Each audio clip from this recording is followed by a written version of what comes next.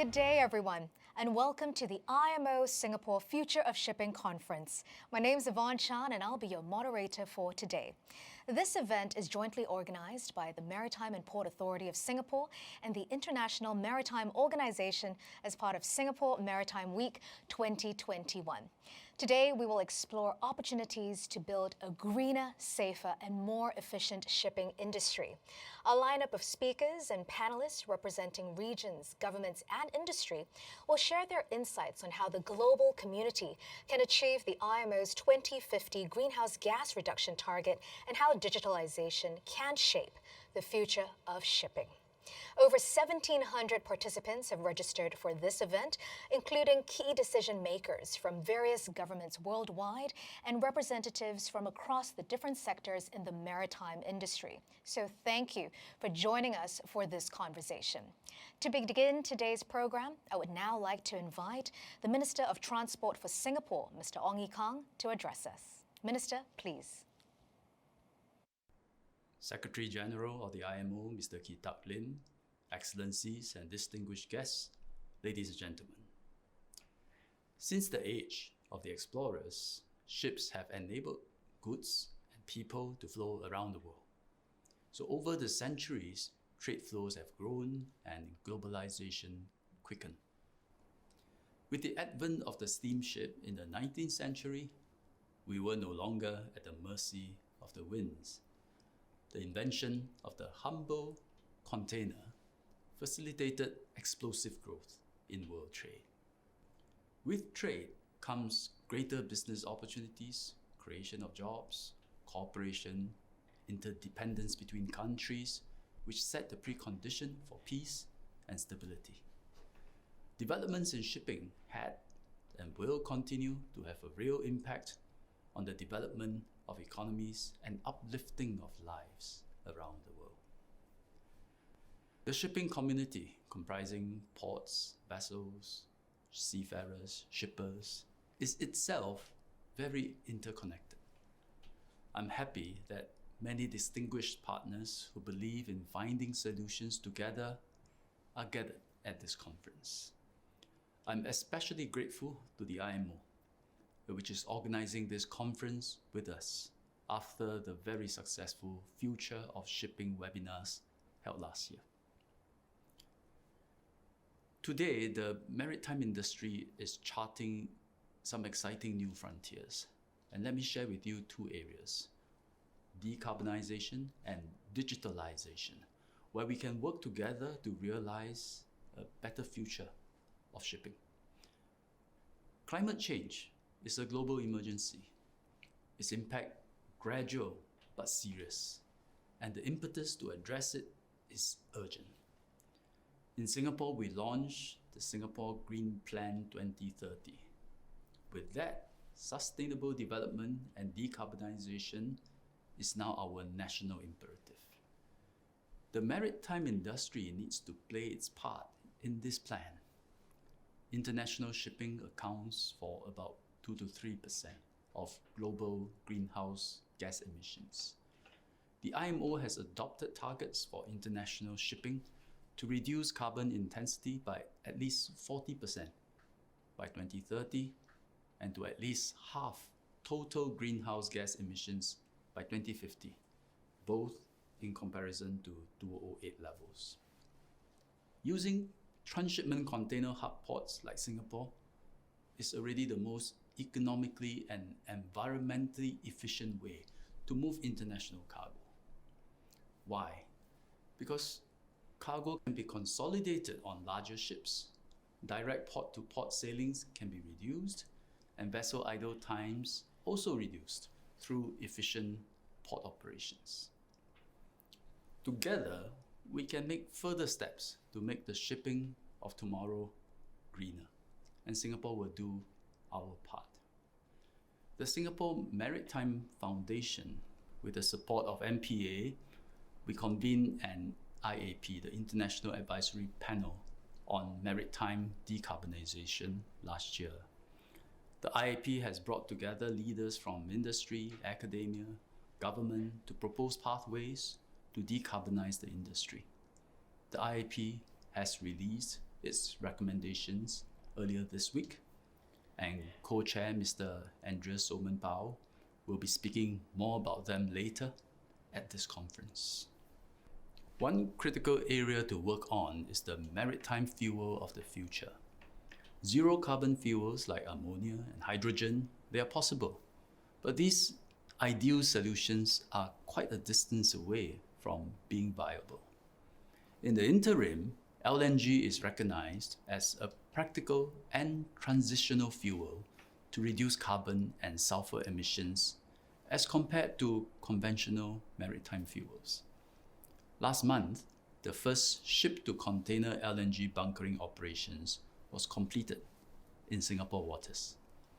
We are also supporting the industry to research, test, and adopt green fuels and technologies through the enhanced Maritime Green Future Fund and the new Maritime Decarbonization Center. To spur this whole process on, we need the right price signals. Hence, a very meaningful action plan is to introduce an international, non-discriminatory levy on maritime fuel consumption, and then channel the proceeds into research and development of cleaner maritime fuels. To support these longer-term developments, the MPA, the Singapore Shipping Association, and the Global Compact Network Singapore will sign an MOU to train the industry in carbon accounting, support companies in managing and lowering emissions, and recognize and proliferate best practices. Some of our IAP's recommendations may also be relevant to the global industry. The IMO and Singapore are also working together on a joint initiative called NextGen. NextGen aims to consolidate and ultimately develop a set of global initiatives to decarbonize maritime transport. And the first meeting of NextGen stakeholders will be held later in this conference. Let me now turn to the second area, second frontier, which is digitalization. This is about bringing a broad and profound transformation across every aspect of our lives, including maritime. Earlier this week, I announced that Singapore was launching operational trials for Phase 2 of Digital Port at SG.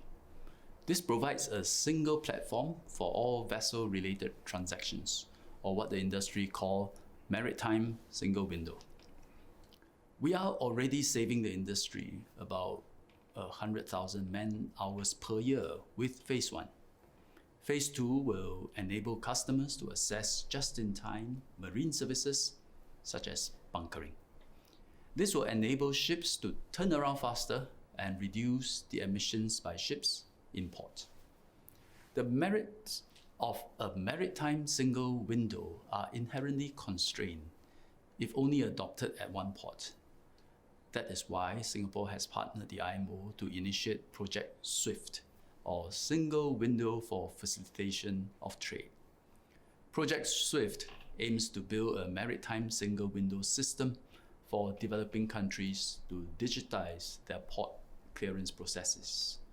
Last month, the IMO invited interested member states to apply to participate, and a suitable pilot country will be selected soon.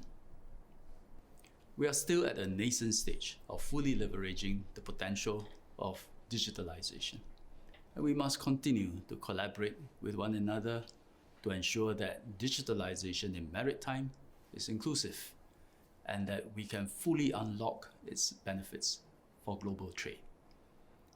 The maritime sector is global in nature, and so are the frontiers we must face together. In decarbonization and digitalization, a collaborative spirit is most needed in our global village. The IMO plays a critical role to build that international consensus on our collective responses to our shared challenges. With a deep commitment to collaboration, we can realize a better future of shipping together. And by weaving this ever stronger global maritime community across the oceans, we can bring goods and people from far away ever closer together. Thank you. Thank you, Minister, for sharing with us what Singapore is doing to secure a better maritime future, not just for Singapore, but for the global maritime community. I would now like to invite Mr. Kitak Lim, the Secretary General at the International Maritime Organization, to deliver his keynote speech. Mr. Lim, please. Thank you, Moderator. Minister Ong Ye Kung, Transport Ministry of Singapore, Excellencies, ladies and gentlemen. It gives me great pleasure to welcome you today to this important Future of Shipping Conference jointly organized by IMO and the Maritime and Port Authority of Singapore. This event is in furtherance of IMO's effort to be a forum for discussions and development of innovative solutions on the key topics that will shape the future of shipping: digitalization and decarbonization. Before addressing these topics, I wish to take this opportunity in the presence of key players in the maritime industry to highlight the ongoing impact of the COVID pandemic on seafarers' well-being. We have seen an improvement in the number of seafarers that remain stranded on board the ships and those waiting to join ships since the start of the year. But the crisis is still far from over. Over 200,000 seafarers still remain stranded. Recognizing seafarers as key workers and prioritizing their vaccination will help facilitate the seafarers' safe movement across borders. IMO, along with our member states and the industry partners, continues to advocate for seafarers throughout 2021 with our World Maritime theme of seafarers at the core of shipping's future. This focus, along with our discussion of a fair future of seafarers for our Day of the Seafarer celebrations, will spotlight the challenges that these maritime professionals face. And I would like to express my deepest gratitude to all IMO member states that have designated seafarers as key workers, and I would encourage all others to follow suit. I would also ask you for your support in the efforts to facilitate the vaccination of seafarers. In this regard, I would like to recognize Singapore for their collaboration with the IMO and the industry stakeholders to secure vaccines to a network of seaports that can assist in the vaccination of international seafarers. Seafarers cannot work from home, unlike many of us who have seen the benefits of the technology for remote working. But the shipping needs digitalization, as mentioned by Minister. Exchange of information between ships and ports over digital platforms is mandatory under IMO's facilitation convention and is efficient and COVID secure. Digitalization is a solution, but the challenge is to ensure it is fully implemented across all nations and all ports. The wider endorsement of the maritime single window concept is needed to strengthen efficiency by allowing submission of all information required by various government agencies through one single portal, streamlining port activities to benefit the supply chain. IMO's Facilitation Committee is preparing amendment to Facilitation Convention to make the use of the single window system mandatory, with anticipated adoption in 2022. Preparation for this is essential. IMO has developed a generic open source single window for small ports with Norway. We are now also working with the Maritime and Port Authority of Singapore on a pilot project to develop the single window system for member states with the bigger ports, known as the single window for facilitation of a trade project, or it is called SWIFT. Sharing experiences and know-how is vital to ensure that no country is left behind. More advanced use of the pre-arrival information can also assist in reducing emissions from ships with just-in-time arrival. This leads us on the biggest challenge of our time, which is the fight against climate change. IMO's initial GHG strategy has set the course to phase out GHG emissions from shipping. We must build on the achievements so far.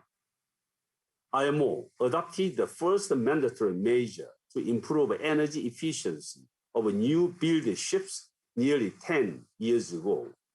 This June, IMO is expected to adopt important short-term measures to cut carbon intensity of all ships. The adoption of any mandatory measures is being supported by a comprehensive impact assessment of the measures on states, paying particular attention to the needs of developing countries. We will also see key discussions on how to structure the work plan in relation to GHG matters, as well as a proposal from member states and industry for candidate mid and long-term measures to incentivize the move away from fossil fuels to low carbon fuels to achieve decarbonization of international shipping. Shipping will undoubtedly need new technologies, new fuels, and innovation. There needs to be investment in R&D, infrastructure, and the trials. Besides the regulatory development, IMO wants to further promote and accelerate research and development into low and zero carbon marine fuels, which was very much well explained by the minister in the previous speech. We want to build partnerships between stakeholders among public and private sectors, not only in the shipping and the port industry, but also private and development bank and academia. We need even more commitment from stakeholders, donor countries, partners, and industry, so that our capacity building work and various partnership projects continue to support developing countries. Our ongoing partnership initiatives include the IMO EU Global MTCC Network Project, the IMO Norway Green Voyage 2050 project, and each global industry alliance, the IMO Republic of Korea GHG Smart project, the IMO UNEP Maritime Innovation Forum, the IMO EBRD World Bank Fin Smart Roundtable, and the IMO Germany Blue Solutions Project for Asia. These all have one common goal: to strengthen partnerships, build capacity, and accelerate innovation and technology uptake, and to address the decarbonization challenges faced by developing countries, in particular the small island developing states and least developed countries. And IMO is pleased to partner with Singapore on our Next Gen initiative, where GEN stands for Green and Efficient Navigation. Next Gen will create a collaborative global ecosystem of maritime decarbonization initiatives, aiming to facilitate information sharing on decarbonization initiatives and to identify opportunities and the gaps. We want to focus on collaboration on initiatives that address the needs of developing countries. I'm very pleased that the inaugural Next Gen workshop will take place later today. No single stakeholders can make decarbonization of shipping a reality by acting alone. This conference and the Next Gen workshop are significant in bringing together many different stakeholders in the maritime sector to achieve a common goal. We all have a part to play in addressing challenges and pushing blue sky thinking to develop and implement solutions. To keep pace with the demands of the global economy and expectations for sustainable growth, the maritime world needs to be in the forefront of a transformational change. We need to facilitate decarbonization and enhance digitalization for safer, more environmentally friendly and efficient shipping. We need to work together to combat climate change through development of low and zero carbon fuels. At the same time, we need to utilize the opportunities brought on by digitalization to facilitate frictionless and efficient shipping in support of global trade and across the supply chain.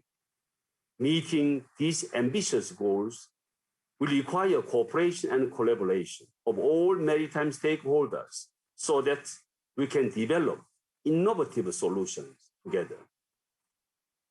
This is a very timely and a very meaningful conference to discuss and exchange views on these key policy issues, bearing in mind recent development related to the climate change issues.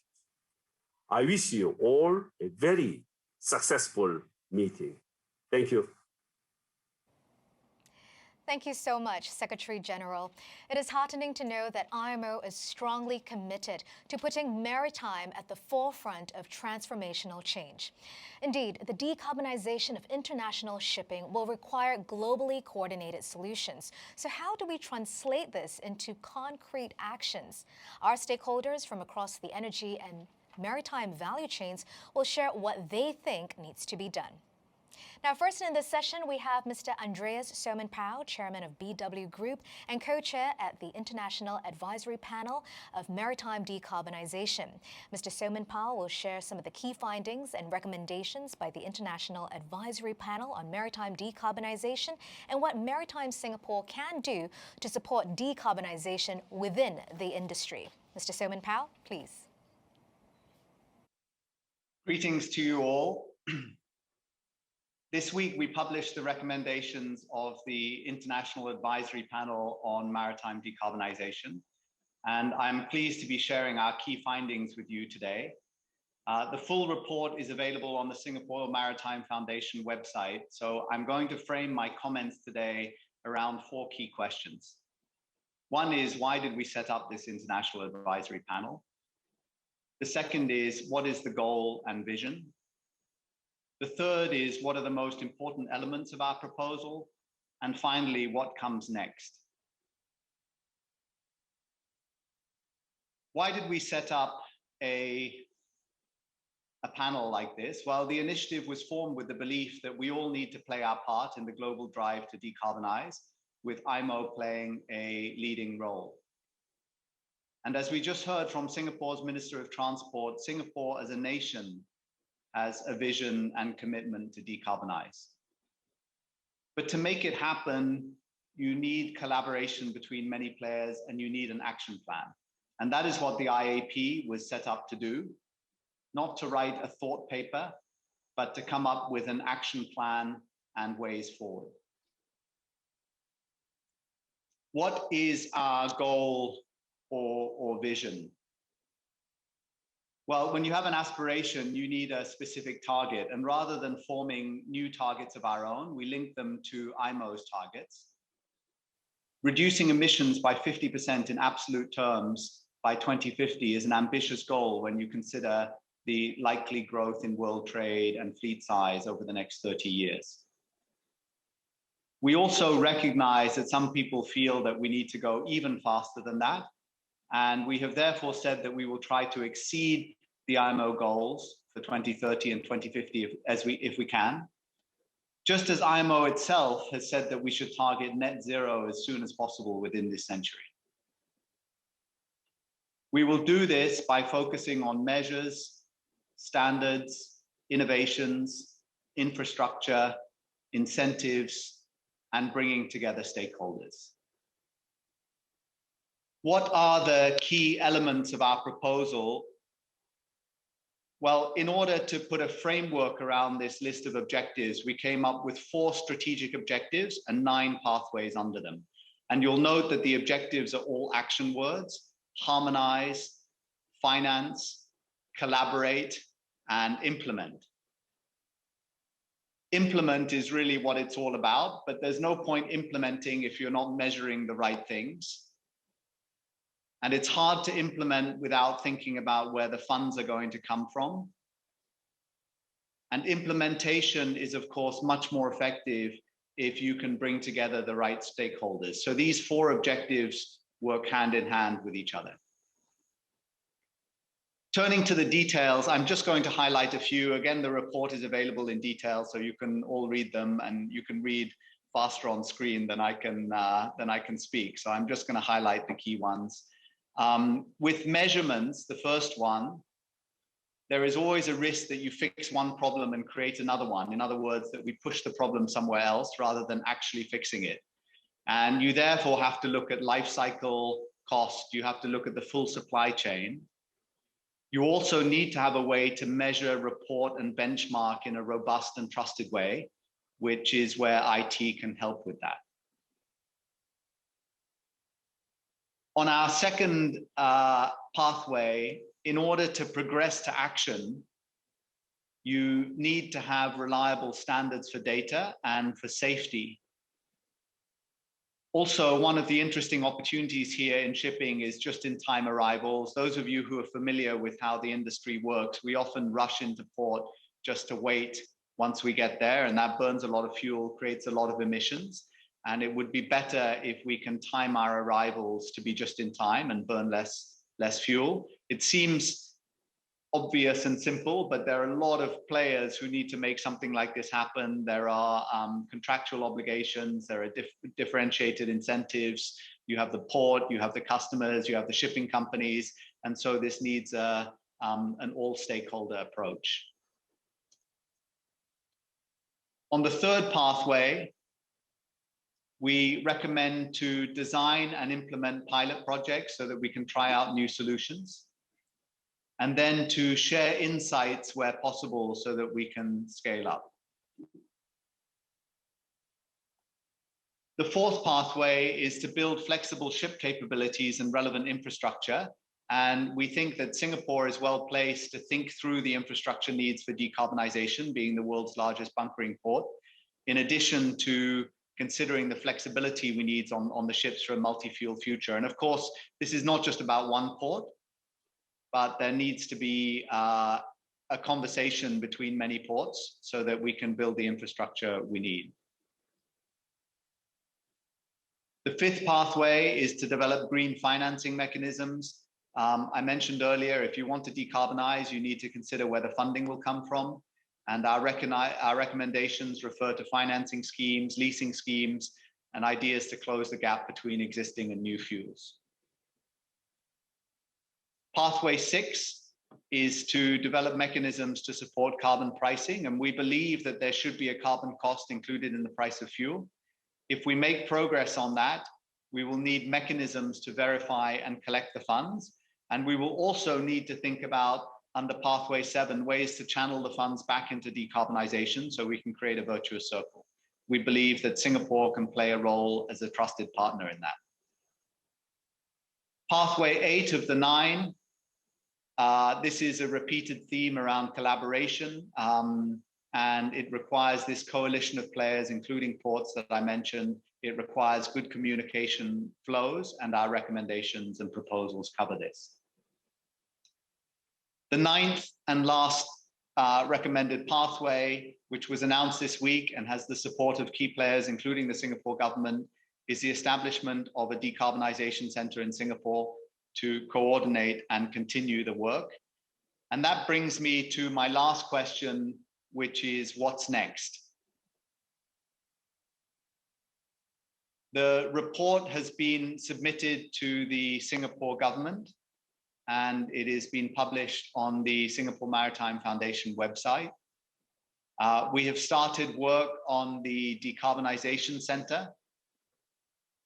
We also have in process a total of 15 collaborative initiatives underway, which cover trialing of new fuels, just-in-time operations, reporting mechanisms, onboard carbon capture, and a host of others, which again are in the report, because we said, let's make sure that there are some real actions, real coalitions that come together to work on this.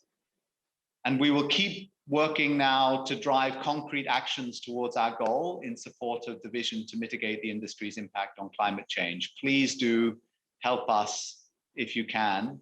And please reach out, whether it's to the new center as it gets established, to the Singapore Maritime Foundation, to the Maritime and Port Authority of Singapore. I should close here by thanking you all for listening, and also extending very sincere thanks to my fellow IAP members who called in from around the world at all hours, to my co-chair, Wong Weng Sun, to the Singapore Maritime and Port Authority and Singapore Maritime Foundation, particularly the team members who helped to produce the reports, and to the founding partners of the Maritime Decarbonization Center that we're setting up, who have stepped forward with a capital commitment. We hope new partners, we're in conversation with new partners, and we hope new partners will step forwards also, whether it's with capital or in-kind contribution or participating in some of these collaborative projects. We really hope to make this a global coalition and tackle this together. With that, I will close my remarks, and thank you very much again for tuning in, and please do join us. Thank you. Thank you so much, Mr. Soman Pao, for that rallying call to get more players involved in the maritime decarbonization, as well as for highlighting the 9 pathways to decarbonization and its corresponding action plans. Our next speaker is Mr. Nick Ryan, the Vice President for the Operated Fleet at BP Shipping. Nick will present on shipping's role in enabling a greener future and what actions the industry can take to achieve IMO's decarbonization goals. Over to you, Nick.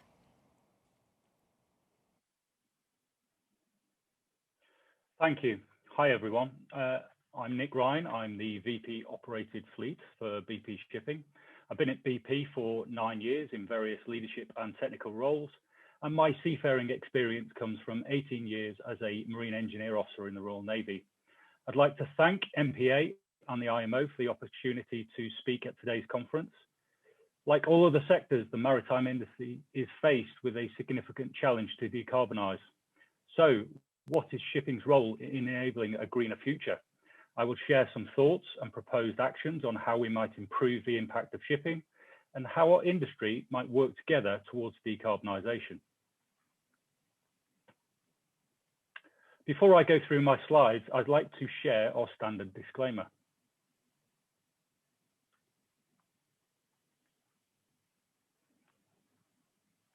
"2020 was indeed an extraordinary and challenging year.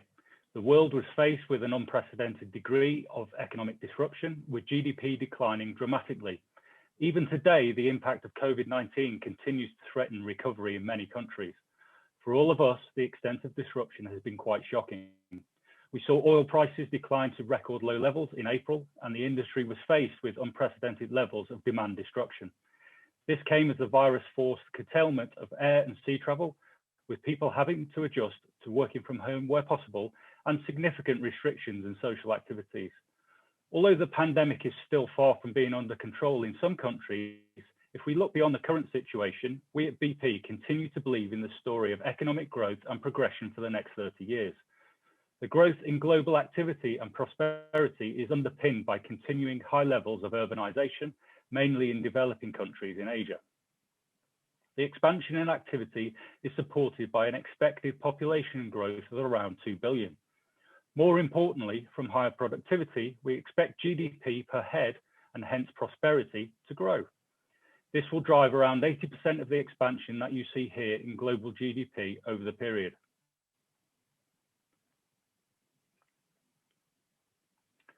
At BP, we knew 2020 was going to be a year of change for our company, albeit for quite different reasons than the pandemic.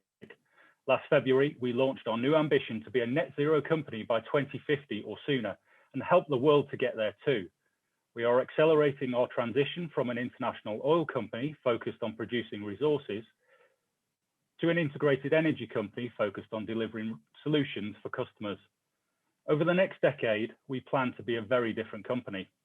The three focus areas of activity are low carbon electricity and energy, where we intend to increase our energy investment tenfold to around 5 billion a year, convenience and mobility to help accelerate the global revolution in mobility, and resilient and focused hydrocarbons, which are key to our transformation and whose cash flows enable all of this strategy. And we seek to differentiate ourselves and amplify value through integrating energy systems along and across value chains, partnering with countries, cities, and industries as they shape their own paths to net zero, and innovating with a strong focus on digital to create efficiency. Also in March, we launched our sustainability report and introduced 10 new aims, 5 for people and 5 for the planet. These sit alongside the 10 climate-related aims we set in February last year to support our purpose and net zero ambition. So, the big question for shipping is, what is our role in decarbonisation and how do we build back greener from the pandemic? Despite the devastating effects, it has not weakened our resolve nor distracted us from what we started last February. Instead, it's given us a glimpse of what a lower carbon future may look like. And the signs are we are not the only ones who are seizing on this opportunity. We see an increased focus on climate in society, among our employees and with our customers. And governments are converging on this also, as they prepare to spend an estimated 1.7 trillion on a green economic recovery. But here too, the pandemic has some lessons. It's been a sad reminder that where shipping is out of sight, it's often out of mind. Last year, seafarers across our industry have been left vulnerable at sea without sustainable solutions to crew change. Only through extraordinary efforts could we reunite crew members with their families. On climate change, we cannot be similarly overlooked. Around 80% of the global trade is carried by sea, and this has been growing in line with the global economy through the decades. To explore the energy transition to 2050, BP produced the Energy Outlook report last September that considers 3 scenarios of fall in carbon emissions. They are rapid, net zero, and business as usual. If you look at the chart on the left, CO2 emissions from international shipping accounts for around 2 to 3% of global carbon emission. While it may be lower compared to other sectors, if you look at the chart on the right, we expect the demand for marine services to increase in the next 30 years in both the rapid and BAU scenarios. Growth in shipping is driven by increased levels of trade, which is underpinned by increased global prosperity. As global trade increases, emissions from shipping could increase between 50 to 250% by 2050 if we do nothing.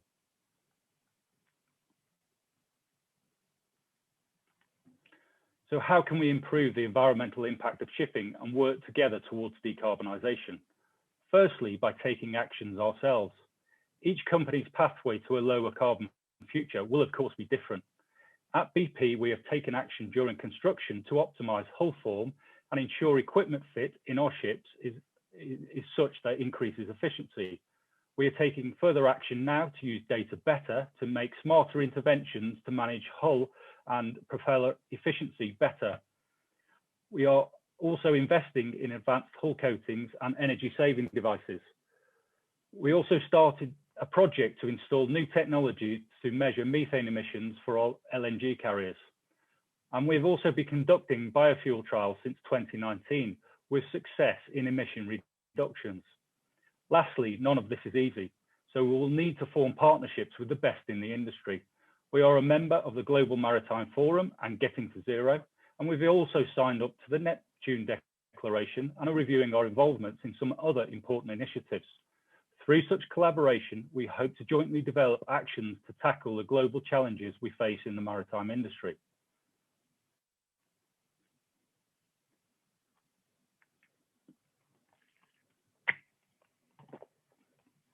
The measures I have mentioned above will help reduce our carbon emissions from shipping operations. Longer term, we need new technology and low or zero carbon fuels, plus the infrastructure to deliver net zero. Fuel choice will be an important part of the marine sector's decarbonisation journey. Whilst we use fuel oil or distillate today, increased use of other fuels such as LNG or biofuels is likely to take place in the medium term to 2030. This will help reduce the carbon output and serve as a bridge towards a lower carbon intensity future. In BP, we have been conducting biofuel trials since 2019, and that has demonstrated a reduction in emissions. We intend to expand our customer trials and offer biofuel blends as part of our portfolio going forward. I would like to now share an example of a recent trial on board our ship, British Captain, which utilised a B30 and then B50 bio VLSFO blend. Play the video, please. It is that end customer demand that is ultimately driving this market. Companies like IKEA and Nike, they want to ship goods now at zero carbon, but technology to do that with ships is up to 10 years away.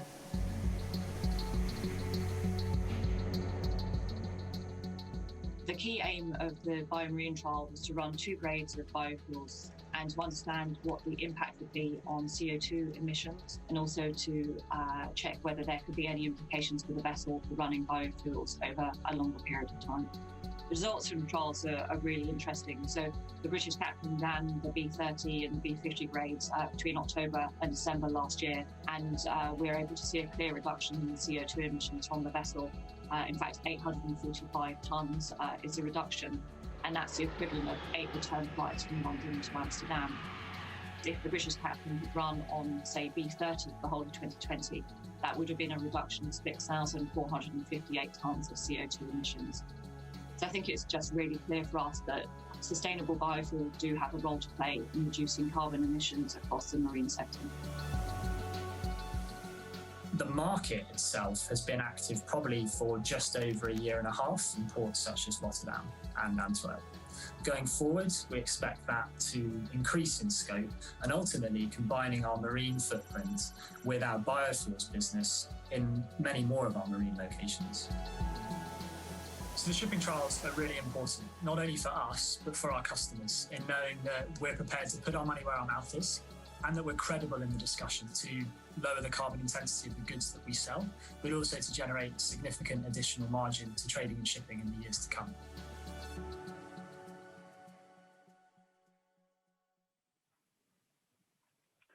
Like biofuel blends, LNG is also a transition fuel and is gaining much momentum with customers now committing to dual fuel ships, and organisations with LNG capabilities such as BP have an opportunity to use their expertise to build supply and logistics capability in selected locations around the globe.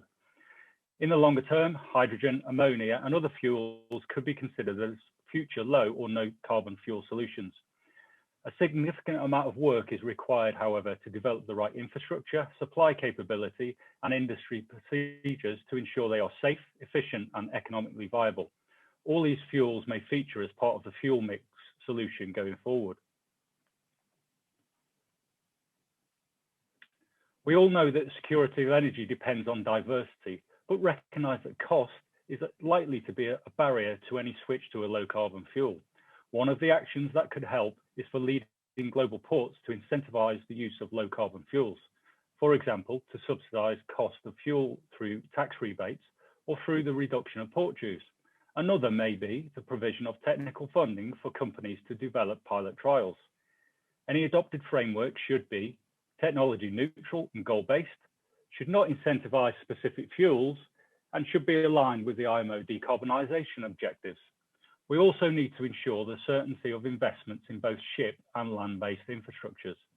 This is where being at the centre of government is important, working with government and IMO to create the environment for decarbonisation. The existing Ship Energy Efficiency Index, or EEXI, is a good example of industry and regulators working together to keep the GHG conversation moving in the right direction. We also need to build a longer-term policy framework that supports investments in sustainable marine fuels and carbon pricing measures, such as a taxation and emissions trading or regulation. or carbon intensity standards, where carbon pricing measures alone is insufficient to incentivize the uptake of sustainable marine fuels. We believe that regulation through the IMO is the optimal route to avoid any regional distortion. Countries and regions going further should build on existing IMO regulation, but seek to integrate policies back into that legislation.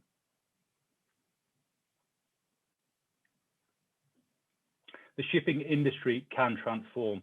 The 2020 transition to low sulfur fuels is one example where we did. It involved multiple stakeholders across the shipping and energy sectors and dozens of others across an entire industry supply chain. At the start of the process, there were many concerns raised, which include fuel availability, cost, quality, and storage. Also, the cost of investment to refiners and blenders for new technologies to produce a range of fuels was raised. But we worked together to navigate the transition. The decarbonisation of the marine industry will, of course, be a greater challenge. It will require close collaboration and collective actions within the industry and between other sectors such as energy, infrastructure, and finance, with the appropriate support from government and international organisations. Partnerships are critical to our strategy in BP as well. We recognise that none of us have all the answers. We need to learn, collaborate, and pool expertise, innovation, and investment. Last February, we set up regions, cities, and solutions to focus on partnerships with countries, cities, and industries. Similar to the marine industry, a city is a complex ecosystem with multiple nodes, including consumers, businesses, and government, which need support to implement change. As a result, we signed an agreement with the City of Houston to provide planning advice as part of their Climate Action Plan. We also signed an agreement with the Energy Transition Corporation for the City of Aberdeen to support their ambition to become a climate positive city. Aberdeen is positioning itself as a world-leading hydrogen hub. As a traditional oil and gas employment market, Aberdeen is a great example of how working in partnership could support reskilling the workforce and sustaining local economic development through the energy transition. On the industrial side, we're focused on heavy transport sector and pursuing similar partnerships in the maritime sector. We are seeing an increasing number of public and private initiatives being launched in maritime. Due to the scale of the challenges and the multi-layered solutions, the decarbonisation journey will of course take longer than Sulphur 2020.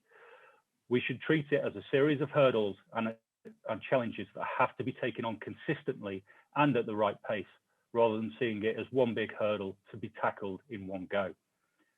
That concludes my presentation. Thank you for your attention. Thank you so much, Nick. You've raised some really good key points over there. It really is about taking action, unlocking the power of data, as well as striking partnerships with some of the best in the industry to accelerate decarbonization. So thank you. Now let's hear from our next speaker, Mr. Brian Ostergaard Sorensen, the Vice President and Head of Research and Development at Two-Stroke Man Energy Solution.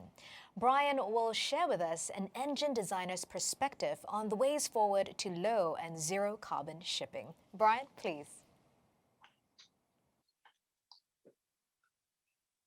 Thank you very much, and thank you all for listening in.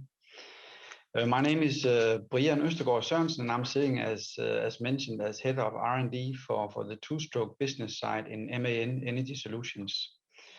I would like to thank the Singapore MPA and IMO for giving me the opportunity to speak here, and I will focus a little on you can say what could pathways towards zero carbon be from an engine designer's perspective.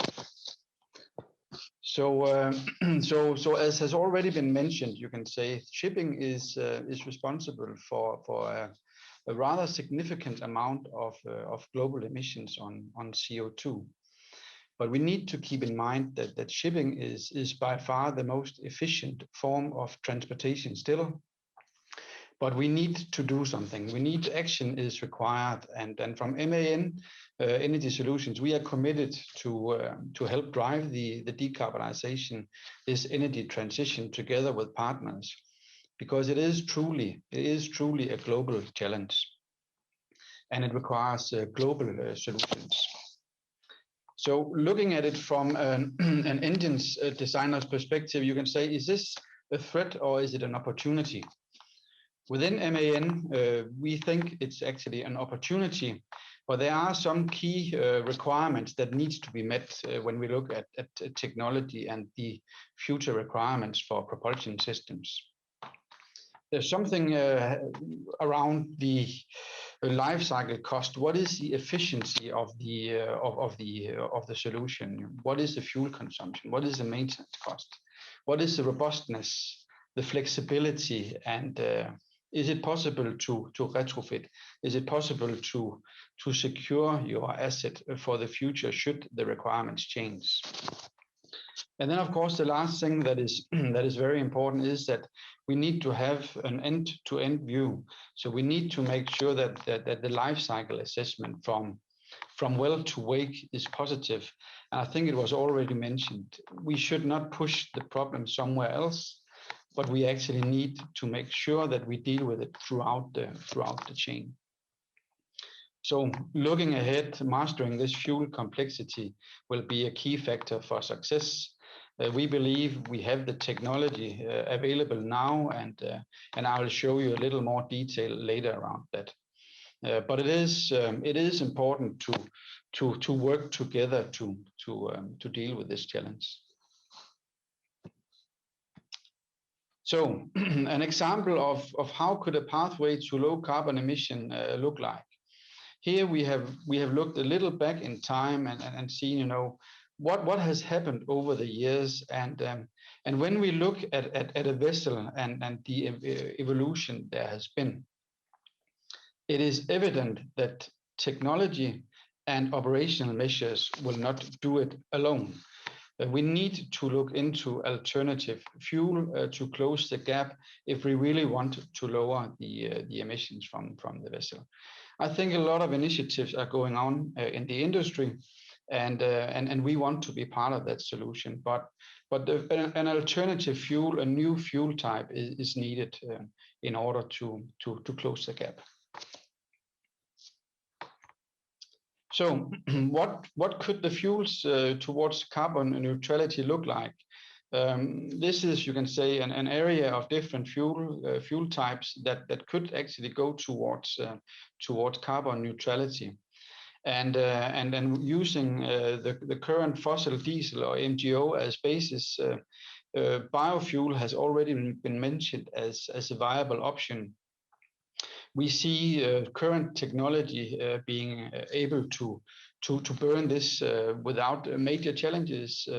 I think it's good to see that we are looking into the robustness. What does it mean long term, and so on. So I think that's important. Looking at some of the other alternative solutions like LNG or the synthetic LNG, there are different pathways towards carbon neutrality. But I think here the beauty with some of the fuel is actually that you could start off with a fossil-based solution, for a fossil-based fuel today, and then you could gradually drop in the green part, and that actually provides, I think, a viable transition pathway for a ship owner. So investing today, you would actually be able to secure the future of your asset. And I think some of these fuel will give you that opportunity to do so. Looking at the challenges, some of the future fuels that has been mentioned, like methanol or ammonia or hydrogen, they carry some inherent challenges in either how we produce them, how do we make them available at scale, or how do we actually handle them on board. And these are some of the technical challenges that needs to be dealt with in the development. And of course, what is the cost of this alternative fuel? How do we finance it? What solution should I, as a ship owner, select? And here we have made an internal assessment. What would the cost look like? So you can say there is a difference. If we look at the fuel production and the handling cost, then hydrogen requires quite high cost of handling. The production cost might not be that high, but handling, storing it on board as a solution for deep sea shipping is challenging, and we foresee there could be large costs involved with that. If you go to e-diesel, for example, synthetic diesel, that would be easier to handle on board, but the production cost would be higher. And looking at the technology on board, the fuel supply system, the engine on board, then we actually see that the engine cost for a hydrogen engine would be higher than, for example, a diesel engine that is known today. But we do not foresee it to be significantly higher than, for example, an ammonia engine. LNG is already an established technology in the market. Methanol as well. I'll show a little around that. But I think what sort of our study tells us is that the optimum will most probably be very dependent on vessel type. Where is the vessel trading? What region is it trading in? What is the trading scheme? Is it a network trading? Is it more tramp trading? So we expect that a variety of fuels will need to be there. So when we look a little back in time and we see how has the transition actually started, we have seen a gradual uptake of dual fuel technology, and this graph basically show, you can say, the HFO, so we can call it the conventional engine type, and then the dual fuel. And what we actually see is that it's gaining momentum. It is accelerating as we speak. And I think that was also when we look at some of the initiatives that has been mentioned, it is clear that it is gaining momentum. And we actually see now that around 35% of the engines ordered with MAN today are dual fuel here in 2021. LNG being the major part, taking the major part of that. But we also see that LNG has actually there is a reduction potential in LNG. So compared to diesel fuel, we actually think it's a good solution, and it could be an important first step in being a bridging technology. And if you then start to drop in, for example, synthetic methane, then that is one option towards zero carbon neutrality. Or you could actually retrofit the engine to a methanol or an ammonia engine later on. So it will give you some opportunities, some choices down the road. And what we see, and some of the questions we have asked ourselves, is that the current COVID-19 situation, has that actually accelerated this transition? Will we see an uptake in alternative fuel accelerated by the COVID-19 and the changes in supply chains and so on? So when I look at the reference list we have today, you can see from this one that is taken from April. It is evident that LNG plays a major role and is actually the dominant fuel type that is on the market or is currently on order. Methanol, ethane, and LPG are all out there in certain, you can say, in certain quantities.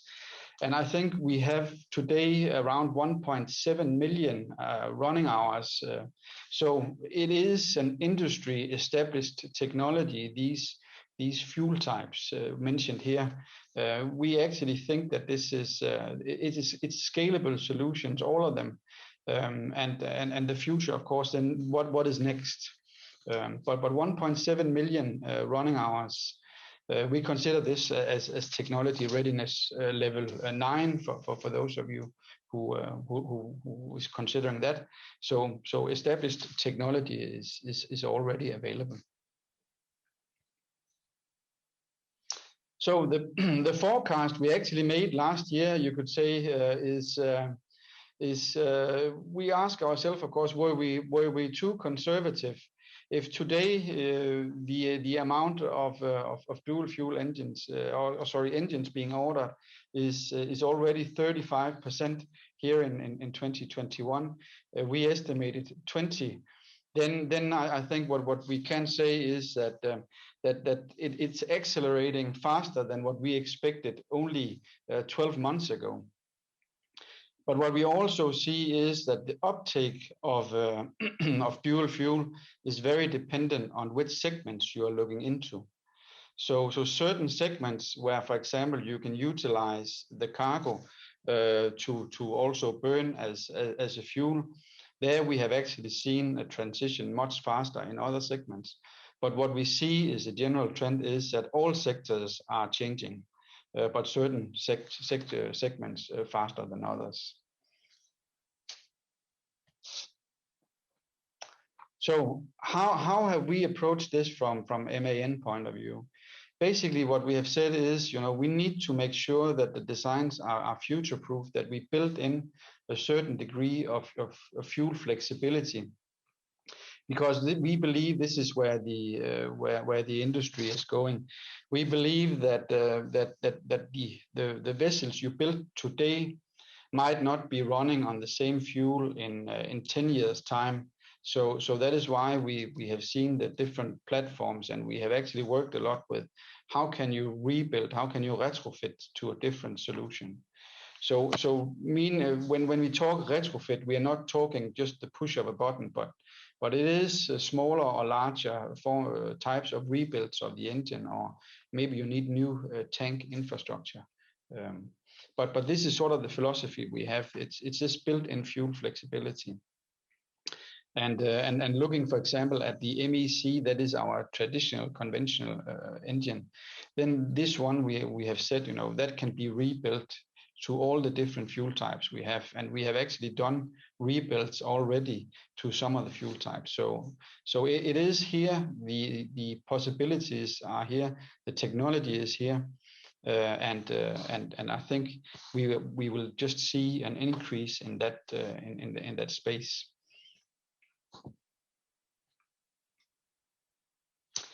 And maybe to focus just shortly on ammonia and the ammonia engine development we are currently doing together with different partners. Then we started a project in 2019 to look into ammonia as a potential future fuel, and we have set a development timeline up until 24. Where we will have the first engine delivered to the shipyard. That is the current plan we are working towards. So ammonia as a fuel, we believe that technology will be in place, but the question is, will the infrastructure be in place? Will it be a scalable solution? Will you have the green methanol, the green ammonia available? So one thing is the technology side. I think we have some good pathways on that, but the question is how quickly can the industry actually get a scalable and also you can say a feasible solution that is also a commercially viable option. Just a little more detail on the ammonia engine development. I will not go into that, but I think one of the things we are looking into currently is the emission abatement. What will happen when we do the combustion? Will we be producing other types of greenhouse gases that are maybe more potent than the CO2? Because we do not want to build a technology where we say, okay, it's carbon neutral, but basically we are creating a larger problem by having other types of emissions that are potent greenhouse gases. So that is something that has to be dealt with, and we are currently working on that very intensively. And of course, the last bullet point, the safety around running an ammonia engine is also paramount, and that has a high focus throughout the project. And we are working together with many different partners and classification societies to look into that. 1 second.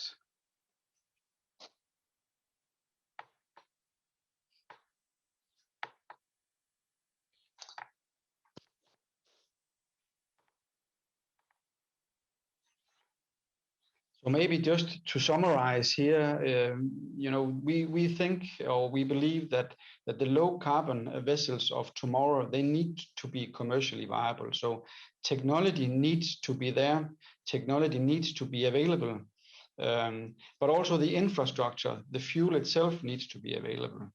And what we also see is that the fuel selection of today, it's not an obvious choice for a ship owner. We at least for now are not seeing one dominant type of fuel in the future. But what we see is a multitude of different alternative solutions. So this fuel flexibility and having an option to rebuild or retrofit your vessel will be paramount. We also, like has already been mentioned, we see that that natural gas, it's here, it's now, and we actually think it's a viable option. It has low pollutant. We see a positive greenhouse gas impact. We need to manage the methane slip. We see future fuels like methanol, ammonia, maybe hydrogen in certain solutions also as future fuels. They will be coming. A lot of work is going into the development, both infrastructure and technology and on board the vessels. So I think that will come. CO2 pricing, we believe, is a lever that needs to be used for driving the decarbonization, but it must be globally harmonized, we believe. And then the last point is, it's an industry-wide challenge. We need to do this together. So global collaboration is very important. It's paramount to solve this challenge together. So thank you very much. Thank you so much, Brian. Indeed, the low-carbon vessels of tomorrow must be commercially viable. CO2 pricing has to be globally harmonized. And of course, we need global collaboration in order to achieve that. Big thank you to our speakers for setting the stage for our next panel discussion on decarbonization. Joining Nick and Brian on this panel session is Mrs. Vivian Ramabarath Parasram, the Director and Head of the Maritime Technology Cooperation Center, promoting ship energy efficiency and the reduction of harmful shipping emissions in the Caribbean. Ladies and gentlemen, as we move into our panel discussion, please note that you can pose your questions to our panelists using the Q&A tab on the left-hand side of your screen. Okay, thank you so much. All right, welcome back, Nick, Brian. Hello, Vivian. Thank you so much for joining me for this discussion today. We've had a slew of questions come up from our participants. Thank you very much. And so I'd like to address the first question to you, Vivian.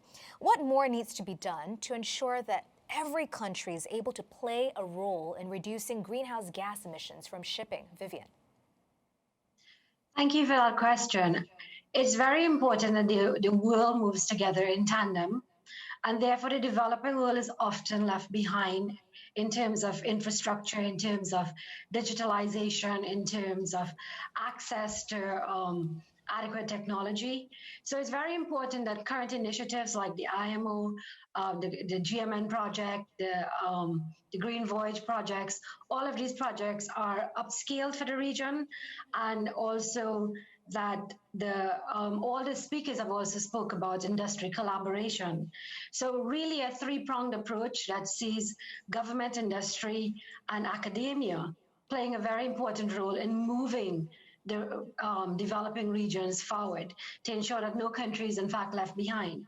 It's a very real threat that both Nick and Brian identified, in that you don't want to see the problem being pushed to other regions. That can easily become the reality in countries that do not have adequate enforcement and implementation infrastructure in place. So what we do need really is that alliance between and partnership between the government, the industry, and in more so with the industry, for the purposes of really changing governmental agendas to ensure that we are able to leverage the existing initiatives of the IMO to enhance capacity of the developing world to be able to receive technology, to implement international standards, and to really be part of the decarbonization agenda and not be a problem that needs to be fixed in the future. So you need a lot of action to be taken on that. And, it does sound like quite a mammoth task, Vivian. You're talking about a three-pronged approach. Governments, industry, as well as academia coming together to move the needle so that developing countries are not left behind and are included in the path towards decarbonization. Thank you so much, Vivian. We have another question now on ports. This is something that I think Brian and Nick alluded to earlier in your presentations. Ports, they do have a very important role to play in ensuring that the right infrastructure is available to accommodate ships that are powered by future fuels. So in that aspect, what advice do you have for ports, and what future fuels should they be prepared for? Nick, let's start with you first. Thank you. Very good question, and I wish I knew the answer for everyone. I'll be quite honest. I fully agree ports have a very important role to play in supporting and enabling the decarbonisation journey. Hopefully in my presentation I was able to articulate, and Brian did as well, we do feel that the energy mix and the fuel mix in the future will be fairly complex. There will be lots to choose from. And as such, I don't think any one fuel or few fuels will fit all scenarios. Having said that, there's probably a number of short-term scenarios where LNG and biofuels, as one of the few drop-in fuels, will fit in. But beyond that, there are many different potential solutions. Hydrogen and ammonia have been mentioned, and there are many more. And it's very situational. What might fit one industry will not necessarily fit another. If you're a ferry operator operating on a short sea shipping route and you're fully aware of your route, you may opt for integrated electric power and maybe battery technology, and therefore that sort of infrastructure will be important to you. So it's situational, and it needs to be appropriate to the trade as well. As I mentioned in my presentation, regions, cities and solutions, they're also looking at opportunities in terms of infrastructure, not only across cities and solutions, but in terms of infrastructure that may be supporting ports as well. So for shore power, or what we used to call cold ironing. And that's, for those that don't know, when vessels are alongside, and that can, if you provide that power and the power is available, can contribute significantly to overall emission reduction. So no single answer, very situational and lots of options, but hopefully that gives you a good indication of my thoughts. Yeah, so no silver bullet fuel at the moment, but it is situational, right? You choose what picks and works for you. Brian, let's have you weigh in on this too. Yeah, so thanks a lot for the question. And I actually completely agree with Nick. Fuel flexibility, future fuel flexibility will be paramount. And we actually see the ports play a very, very important role here. We see it as a chicken and egg problem. Basically, we can design and build the engine, the shipyards can build the ships, but if the fuel and the infrastructure is not available, then it's no good. So we actually think that the ports have an important role to play. A good example could be on bunkering procedures. How do we make it available in a safe way? How can we do the bunkering while doing cargo operations, for example? How do we make it available at the right price to the ship owners? So I think the ports here play a crucial role in making the different fuels a success. But again, we are not able to pick a clear winner. And as Nick mentioned, it will be situational depending on what type of vessels you are trading and regional even. Brian, you talked about the triple Fs. Future fuel flexibility, that's what we need, right? So our buzzword for today. Vivian, can I get your perspective on this as well? What future fuels do you think, Caribbean ports should be prepared for? Within the Caribbean, we have LNG providers, and there are some LNG bunkering capacity currently within the region. So I think as a transition fuel, like the rest of the world, the Caribbean can be looking at LNG as a transition fuel. And because we have industrial countries that produces methanol and ammonia as well. These are possibilities as well for the Caribbean region. However, ensuring that ships are capable of uptaking this type of fuel is something that may be outside of the capability of the region, although we do have access to some of these fuels within this region. So LNG is that transition fuel for you. Thank you, Vivian. Let's pull up another question from our audience. And this question says, we want to get your views on the opportunities for cross-sector collaboration on decarbonization. Brian, what opportunities are out there? But I actually think that there are many opportunities out here because some of the future fuels we are talking about, we can call them hydrogen-based. So I think we will be collaborating with other industries, other sectors in actually making enough hydrogen as a base component available. We actually see that that is already ongoing. That for example, talking to various infrastructure providers, they are looking at ammonia, of course, as a potential maritime fuel, but it's also a fertilizer. Could the hydrogen be used for automotive transportation? Could it be used in other applications? What about aviation industry? So I think we are all facing the same challenge, and I actually think we can learn from each other. And as was mentioned in the beginning in the keynote speeches around digitalization and how to utilize data in different formats, also to reduce the energy consumption is also something we can actually do cross sector. Thank you, Brian. And Nick, your thoughts on this, please. Opportunities for cross-sector collaboration and decarbonization. Great question, and absolutely, I feel there is. You know, had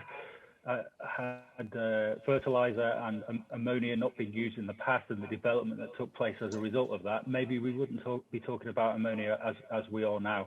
So yes, there is absolute opportunity.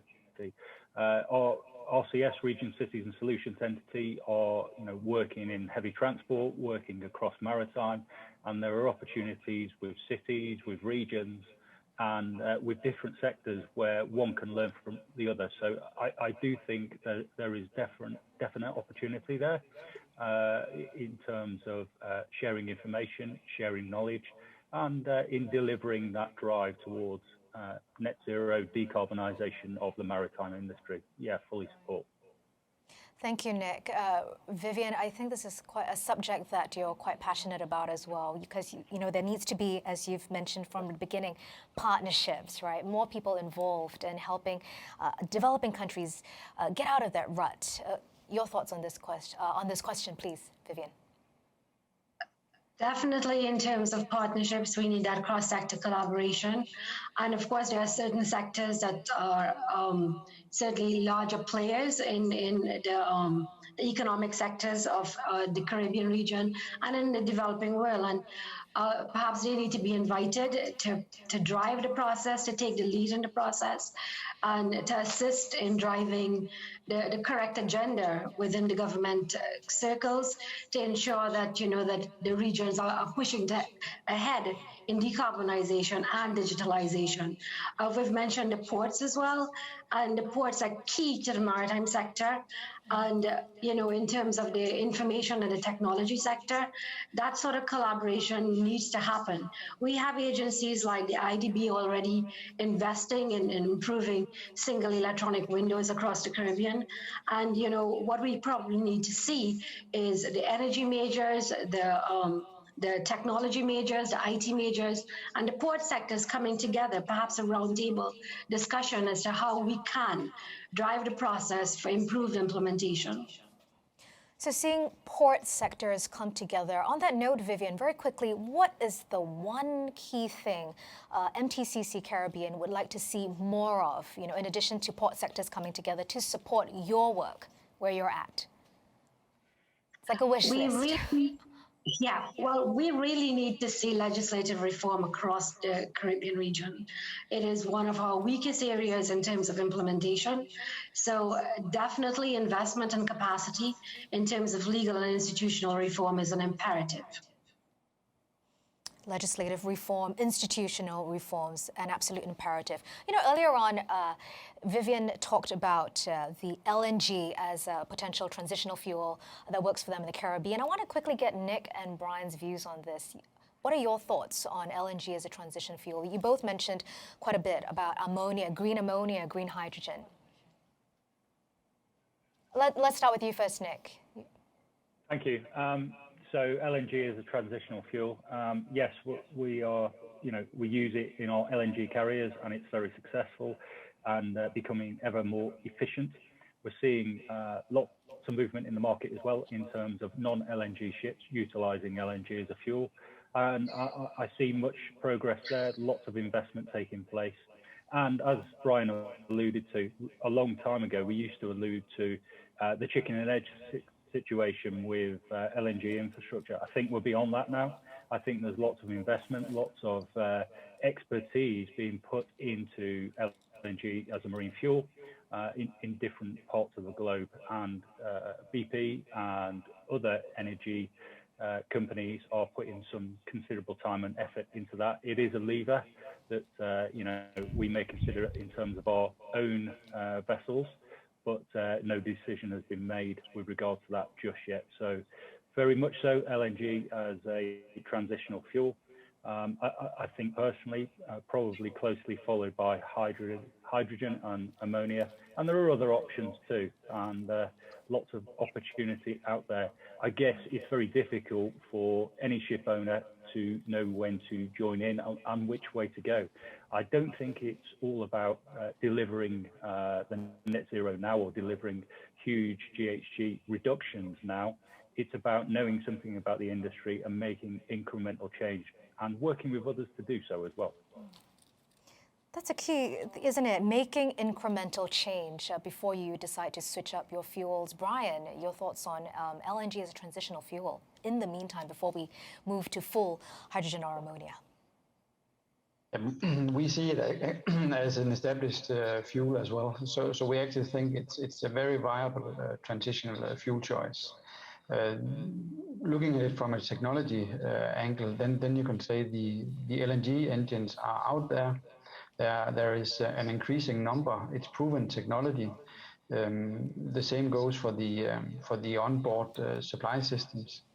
I think one of the things we have to deal with is the methane slip. How do we make sure that we deal with that? Again, I think we need to have some harmonized views and harmonized regulations around that. Infrastructure-wise, making it available. We are there. I fully agree with Nick on that. That it's the choice is there. LNG is there now. So yes, it is a good choice for a transitional fuel if we deal with the challenges around methane slip and so on.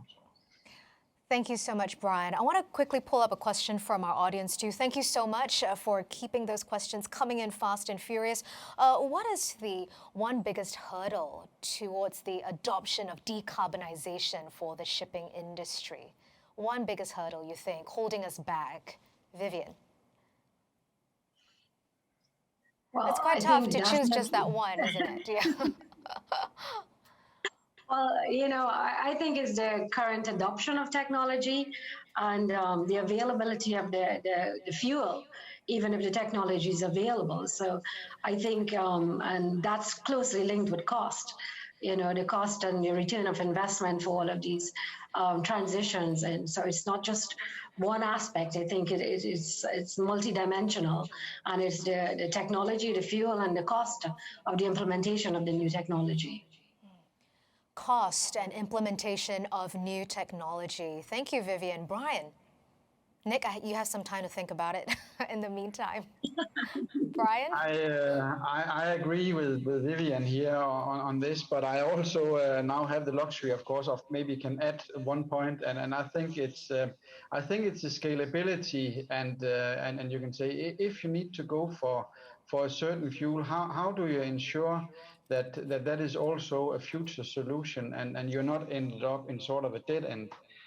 So I think this scalability, having some confidence that the choice you are making is also a future-proof solution, I think that is also one of the things that are challenging, and so you're not ended up basically with a stranded asset. Yeah, not ending up with a stranded asset. So scalability. So Nick, the options have been taken up: cost and implementation. Scalability. Okay. Now to you. Thank you. I didn't realise I had to choose something different, but let's give it a go. You know, as we've indicated, LNG and biofuels are already there. Biofuel is there as a drop-in fuel probably. We just need to get that availability and volume so that it becomes available not only in hub ports but globally sorted out. So that for me is key in the immediate. Brian seems to be indicating, and there are many other discussions ongoing, that the technology is there and it's viable. But in terms of it being viable, that's absolutely fine. I'd like to agree with what was said earlier. It's got to be economically and commercially viable too, and safe. It's got to be really safe. We've got to be absolutely sure that before we roll this out, that the fuels we're giving to our ships and the way that they can operate is going to be safe and commercially viable. So I've struggled with the one, but there's a few options there for you. But that's a very important one. So before we make sure it's commercially viable, safety is key. So fantastic. Thank you so much. And we've got one more question from our audience today. What would be your one key advice to the IMO to ensure global action in achieving its 2050 GHG reduction target? Vivian, let's have you wrap this one up first. Well, I would love to see that the IMO puts improve support and increase support for some of their existing projects that are pushing the decarbonization agenda. That includes the GMN project and the Global MTCC network and the Green Voyage projects, and assisting the developing world in ensuring that they are not left behind the decarbonization and the digitalization agenda. So that's why I would like to see the IMO emphasizing to ensure that globally we're moving forward in a harmonious way. Moving forward together harmoniously. Thank you, Vivian. Brian, your one key advice to the IMO. I think it's very closely linked to what Vivian is saying. I think it's important that IMO, you can say, they show the way forward. I think the shipping being a global industry, we need global solutions, and I think this is where IMO, they really need to go forward to be the front runner here, showing that the path is right. And maybe through these these joint collaborations that has already been mentioned, I think they are showing the way. I think a lot of emphasis needs to be put on them. So yes, that would be my advice. Great advice, Brian. Nick, not that I mean to come to you last all the time, okay? But let's have your thoughts on summing this up, please. Key advice to the IMO. Thank you. I don't feel well placed advising the IMO, but I'll give it my best. We fully support the IMO GHG targets. BP has a target of net zero by 2050 or sooner. Hopefully that will be possible and we'll meet all those targets and aims. I guess what we don't want is other regions taking action, which then distorts the global shipping market. So it's all about IMO showing active dialogue with all the stakeholders so that the regions are fully aware of what's going on. And if there's an intent to make changes sooner, then the regions don't do anything different. And we are fully aligned to avoid that distortion in the market. Collaboration is key, and I'm sure the IMO and governments will work together with the industry to ensure there's no distortion in the market, and we work our way forwards to a decarbonised industry. having more collaboration and ensuring there's dialogue. Thank you so much, Nick, Brian, and Vivian, for sharing your wonderful insights with us today.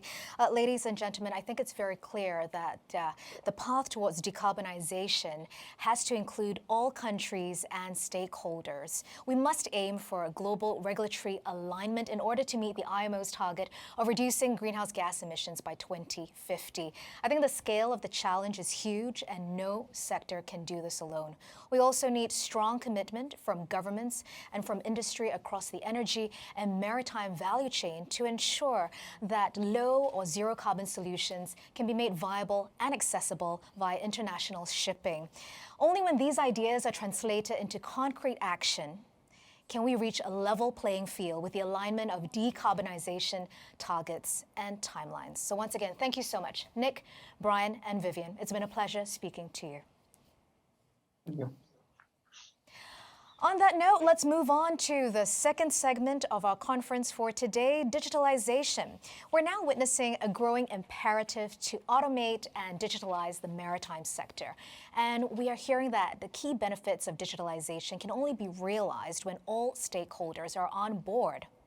Now we'll hear from speakers on how digital tools are expected to radically transform the way both industry and regulators work. But before we move on to our next speaker, let's watch a short clip on the Maritime and Port Authority of Singapore's Digital Port at SG. That is Singapore's maritime single window for all vessel-related transactions.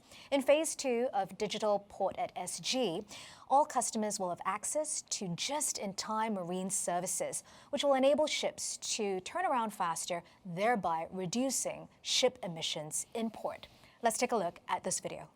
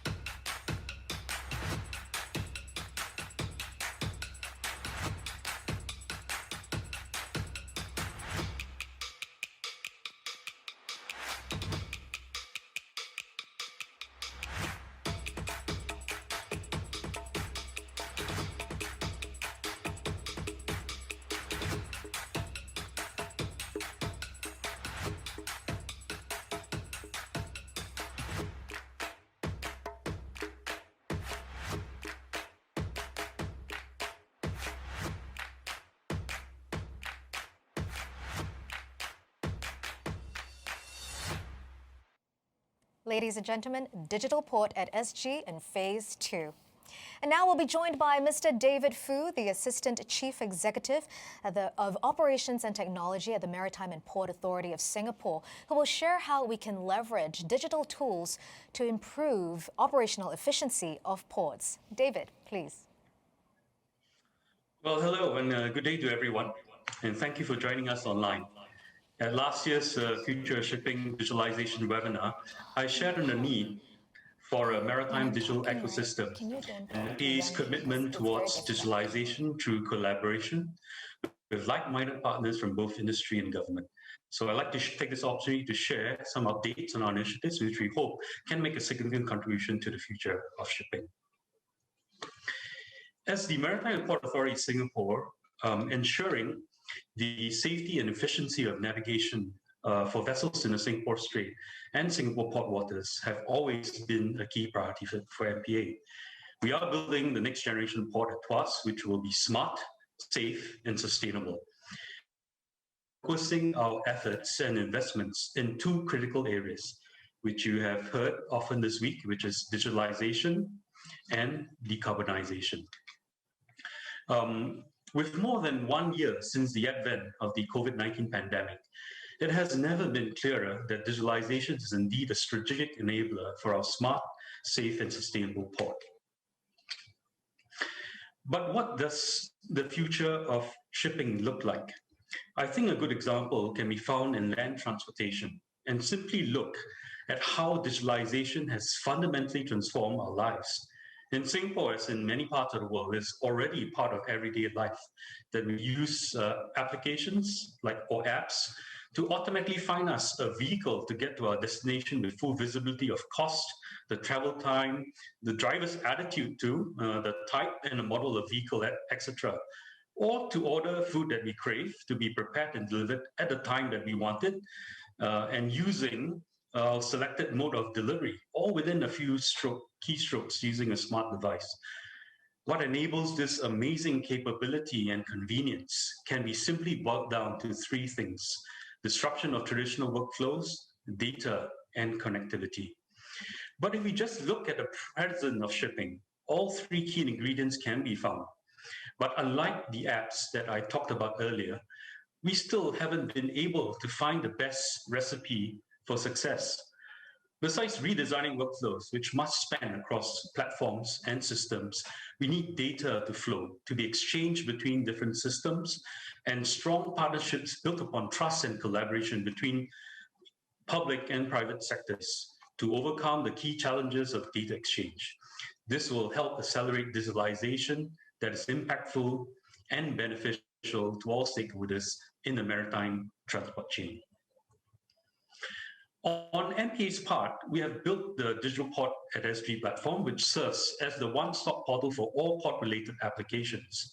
In phase one, we have successfully operationalized the maritime single window concept, redesigning 16 different forms and workflows amongst 3 public agencies for port clearance, and created a single application for all port users and provided a dashboard facility for full visibility of all application statuses. So at one glance, you can see all the information you need to make the right decisions. This effort in redesigning port clearance alone saves the industry about 100,000 man-hours a year. And we are only just starting. There are many other regulatory transactions that are in the process of being redesigned. With digitalization, we can reduce mistakes, improve quality of information, make better decisions, as well as save time and cost. At the beginning of the week, our Minister of Transport, and you've seen this video too, Mr. Ong Ye Kung, launched the Digital Port at SG Phase 2 operational trials for the Just-in-Time Planning and Coordination Platform, or JIT in short. What JIT aims to do is to harness the power of data and artificial intelligence and empower port stakeholders to become more efficient with both time and resources. With full visibility of a vessel call, ships can make adjustments to berth on arrival, and businesses can better manage their resources and deliver their goods and services on time. This overall optimization and assurance of service levels reduces wastage of resources, hastens turnaround time, and lowers the carbon footprint. After conducting operational trials with different companies and vessel types progressively, we aim to fully operationalize JIT by next year, 2022. And phase 2 will also include the development of an active anchorage management system, which will help to automate and maximize anchorage space planning and allocation. From my experience with Digital Port at SG, we know that shipping and the global maritime transport chain can greatly benefit with more digital ports. To that end, we have implemented Digital Oceans Initiative, which aims to foster interoperability between digital platforms and systems of port authorities, port operators, shipping lines, companies, etc., by exchanging data seamlessly and interoperating through a common set of open data standards and common APIs. We are glad to be working with the Port of Rotterdam and PSA International, as well as major platform providers such as Cargo Smart, Global E-Trade Services, and MERS GTD solution, which is part of the TradeLens collaboration. Another aspect of the future of shipping can also be seen in the development of automobiles. Yes, the evolution of cars from horse-drawn carriages in the past to fully mechanized and now to even battery-powered is certainly innovative.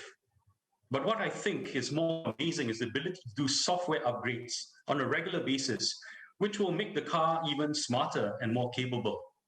Imagine if the future ships can be regularly updated in a similar way. So this is where MP's Digital Ship Initiative comes in, and where we aim to advance ship-shore digitalization and widespread use of automated and autonomous systems at sea. With ship-to-shore connectivity and data exchange, ships will have access to more information, digital services, and in time to come, even software upgrades. Before I get into the digital ship initiatives, let me explain a little bit about e-navigation, which is defined by the IMO as the harmonized collection, integration, exchange, presentation, and analysis of marine information on board and ashore by electronic means to enhance berth-to-berth navigation and related services for safety and security at sea and protection of the marine environment. To support this, IMO launched the e-navigation strategy implementation plan. Now, this plan outlines 5 key aspects of the solution for e-navigation and essentially aims to go into standardization and to make available information in graphical displays to improve communications with vessel traffic services. Thus, in line with IMO's e-navigation strategy, MPA's digital ship initiatives aims to test bed various ship-to-shore harmonization and interoperability projects, with the goal to ensure that the Port of Singapore remains forward-looking and future-ready. Let me share some aspects of this initiative and how they fit into the larger ecosystem. First, connectivity at sea. To support the push for ship-shore digitalization, we recognize the criticality of high-speed, low-latency, and high-bandwidth digital connectivity in our port waters. Take, for example, remote pilotage, where we could innovate and build an advanced bridge simulator for pilots to work from ashore instead of on board a ship. But it will not become a reality without reliable connectivity. Today, we have mobile 4G coverage within our port. In some of our project test beds, we have already found some limits in supporting video-heavy applications. So it's clear to us that to support our digitalization and smart applications between ship and shore, we must look to newer communication technologies such as 5G and even satellite. In terms of 5G, we are making progress to test maritime 5G applications. This is done in close collaboration and consultation with our Infocom Media Development Authority of Singapore and our local mobile network operators. We hope to understand the potential of 5G for drone surveillance, maritime autonomous surface ships, remote pilotage, and even telemedicine, which has been very useful under the current COVID-19 pandemic situation. And to give you an example, a few days ago, we announced the opening of our maritime drone estate at the Marina South Pier and demonstrated a ship-shore drone delivery of a 3D printed spare part to a vessel. The drone estate will thus facilitate and support test bedding efforts by providing a conducive space for commercial and research entities to conduct drone trials at sea in a safe sandbox environment. There is also 5G coverage in the drone estate for testing purposes. Together, we hope to catalyze more innovative applications in the maritime sector. Next, I will touch on satellite communications, or SATCOM for short. In the past, SATCOM has been perceived to be expensive in comparison with terrestrial communications, and hence only used in the maritime industry where terrestrial communications offer little or no coverage. From MP's perspective, SATCOM can offer many opportunities for us, even close to shore. So we are exploring several possibilities for SATCOM to augment our terrestrial systems, including usage of satellite AIS data and alternative communication links using geostationary, medium, and even low Earth orbit constellations to improve data rates and latency at much lower cost per data unit today. As you already know, global shipping is a vast interconnected network of trade routes. So ship-to-shore operations are no longer determined solely by what happens near the shoreline, but also by ports at which the vessels call en route around the world. The recent Suez Canal incident has only reinforced how interdependent we are as one global maritime community, and maintaining end-to-end visibility of the maritime transport chain with the ability to adjust in real time using data as an enabler will indeed become a game changer. Hence, the increased reach and coverage offered by SATCOM can help us achieve greater visibility. Traditionally, satellite and terrestrial communication systems have been managed as separate systems. in future, I believe there will be greater integration between mobile communications and satellite communications, which is currently being explored by the 3GPP consortium. So we are monitoring the developments in this area closely, as it would open up many new opportunities for true end-to-end broadband connectivity for ships and the ship-shore interface. Under the Digital Ship Initiative, one exciting development that we are championing in terms of the integration of terrestrial and satellite communications is the VHF Data Exchange System, or VDES in short. By design, VDES allows for a more effective and efficient use of the radio spectrum, building on the proven capabilities of the AIS. It can support e-navigation by enabling higher data rates for two-way ship-shore communications. So both terrestrial and satellite VDES work together seamlessly to enable the exchange of data and delivery of digital maritime services. And this opens up many possibilities, for example, to further optimize just-in-time services, not just within the port, but port to port, with real-time data exchange. This can also contribute to sustainability with greener steaming of ships from port to port.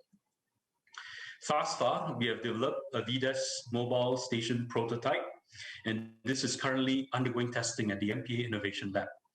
To complement the mobile station, our agencies, research agency, for example, A-STAR, as well as the Institute for Infocom Research, is developing the next generation satellite VDES capabilities through the Industry Alignment Fund, which is part of the Research Innovation Enterprise 2020 initiative in Singapore. So, in conclusion, the future of shipping is indeed a bright one, but it hinges on our ability to transform to a more agile and resilient maritime sector, one that is deeply interconnected within a global digital ecosystem that is driven by data sharing and systems interoperability. Digitalization, data exchange, and connectivity work hand in hand to create this future. And MP is committed to do our part through the initiatives of Digital Port at SG, Digital Oceans, and Digital Ship. But we cannot do this alone, but in close partnerships with industry and like-minded fellow port authorities and international bodies. So let us work together towards a smarter, safer, and sustainable future of shipping. Thank you very much. Thank you, David. Towards a smarter, safer, and more sustainable shipping industry. Let's now welcome Mr. Robert Ashdown, the Secretary General of the International Association of Classification Societies. Robert is here to share with us why regulatory systems need to be updated and how digital solutions can be better harnessed to achieve a more efficient and safer shipping industry. Robert, over to you. Thank you for that kind introduction, Yvonne, and good morning, good afternoon, and good evening. I'm greatly honoured to have been invited here today to speak on behalf of IAX at this IMO Singapore Future of Shipping Conference. IAX is an association comprised of 12 of the world's leading class societies who collectively class over 90% of global tonnage. And a key part of IAX's vision is to be a trusted partner of regulators and industry with respect to the development and application of maritime regulations. And it is very much in that context that I am delighted to be here today. My theme today is that the power of digitalization needs to be fully leveraged to support the global imperative of decarbonisation, and that this process needs to be supported by a regulatory regime whose architecture is designed to encompass the new challenges and opportunities of an increasingly interconnected global maritime world. This talk, therefore, is essentially an exploration of how data and technology can be applied by the IMO to achieve better regulatory oversight and compliance towards the common goal of decarbonisation. This is a process often referred to as RegTech, but it should be noted, however, that we are not talking about the regulation of technology itself. And as such, my focus today will be on identifying potential ways forward rather than describing how these ideas might be practically implemented. So, why is it necessary to talk about digitalization as part of our joint efforts to decarbonize the shipping industry? It is because although decarbonisation will be achieved by engineering solutions, the delivery of those solutions, their efficacy, and ship operators' compliance with them will all need to be carefully measured if regulators are to be confident that the industry is on track to meet the goals that it has set, and, if not on track, to provide detailed and specific data as to which sectors within the industry are under or overperforming, so that the regulatory framework can be adjusted accordingly. And it is this anticipated flexibility and specificity that requires a new regulatory approach. Increasing global interconnectivity, brought about by the ever-growing pace of digitalization, means that using past regulatory approaches to meet the challenge of decarbonisation looks increasingly tenuous. While we are fortunate in already having the IMO as a global regulator setting international standards, as shipping moves from the industrial to the information age, its regulator needs to move with it. IMO's authority and credibility as the universal regulator for global shipping relies on its ability to recognise the societal demands made of industry and to act accordingly.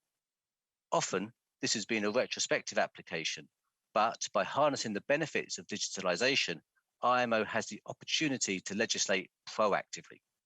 But this will require a willingness to recognise new models of governance are required for the challenges that we face today, and that traditional approaches may no longer be applicable. This could be described as overcoming the challenge of regulatory inertia.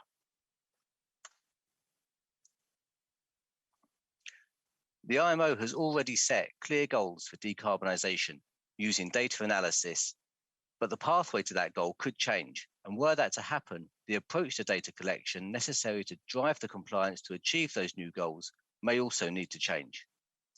Future regulatory decisions will increasingly need to be taken at pace and in recognition that knowledge gaps and uncertainties will remain, and trade-offs, such as those between environmental and economic objectives, will be inevitable. Digitalisation not only has the potential to provide IMO with the data and information it needs to implement and evaluate the appropriate responses to the decarbonisation challenge, it could also enable the development of a regulatory approach where the focus is on the entire regulatory system, with flexibility to understand that what works well for one sector or area of operation may not be suitable for another, recognising that the shipping industry is really an agglomeration of disparate industries with different needs, drivers, and objectives. We also need to face head-on the fact that there is a knowledge imbalance. Industry expertise is generally far ahead of regulators' expertise, and existing regulatory practices face a challenge to catch up with fast-moving technologies, global connectivity, and multidisciplinary demands. As a result, and if a traditional regulatory approach is adopted, the resulting regulatory response may therefore be misaligned with the reality and be either over or under ambitious, or poorly targeted. Regulatory systems also need to recognise that they are subject to evolving developments within themselves, whereby the expectations of the involved parties regarding the suitability of the system may change over time. One way to correct this asymmetry between the regulator and the regulated is to draw upon the industry expertise available within the industry itself, especially where diverse and multidisciplinary cooperation is required. With 80 NGOs participating in IMO, the opportunity to leverage that expertise clearly exists, and when considering new regulatory approaches, consideration could also be given as to whether industry's input is being optimised by regulators. But we should also be clear that the justification for adopting a new regulatory approach will need to be tailored to the problem at hand, in this case, decarbonisation. A new approach to help digitalisation facilitate decarbonisation is not a call for a wholesale abandonment of IMO's traditional practice for other regulatory issues. Indeed, identifying which issues can be regulated through traditional means and which issues require an alternative or temporary approach is an important consideration, and that process itself may require its own separate decision-making guidance. One element of a new regulatory approach is to use goal-based standards. The use of high-level principles for regulation can be combined with other innovative regulatory aspirations, such as facilitating a proactive rather than reactive approach, enabling experimentation within the system, and providing the ability to reward first movers, and so making the regulator a catalyst for positive change. Such features are just some of the attributes a new regulatory approach should strive to deliver, and digitalization is the key to allowing IMO to deliver sophisticated legislative tools which are underpinned by the smooth and efficient collection and analysis of data. As a global regulatory body, it is considered that the IMO will increasingly need access to the data that resides within both its member states and individual corporations. But it will also have a commensurate responsibility to ensure that the subsequent application of that data in imposing regulatory demands is not misused. One way to protect against that is to ensure that the necessary data harvesting and application should be for specific purposes and time limited to the achievement of the regulatory goal. It is clear then that identifying, collecting, collating, and analysing the data relevant to the regulatory goal is fundamental to digitalisation's utility as a tool in the decarbonisation process.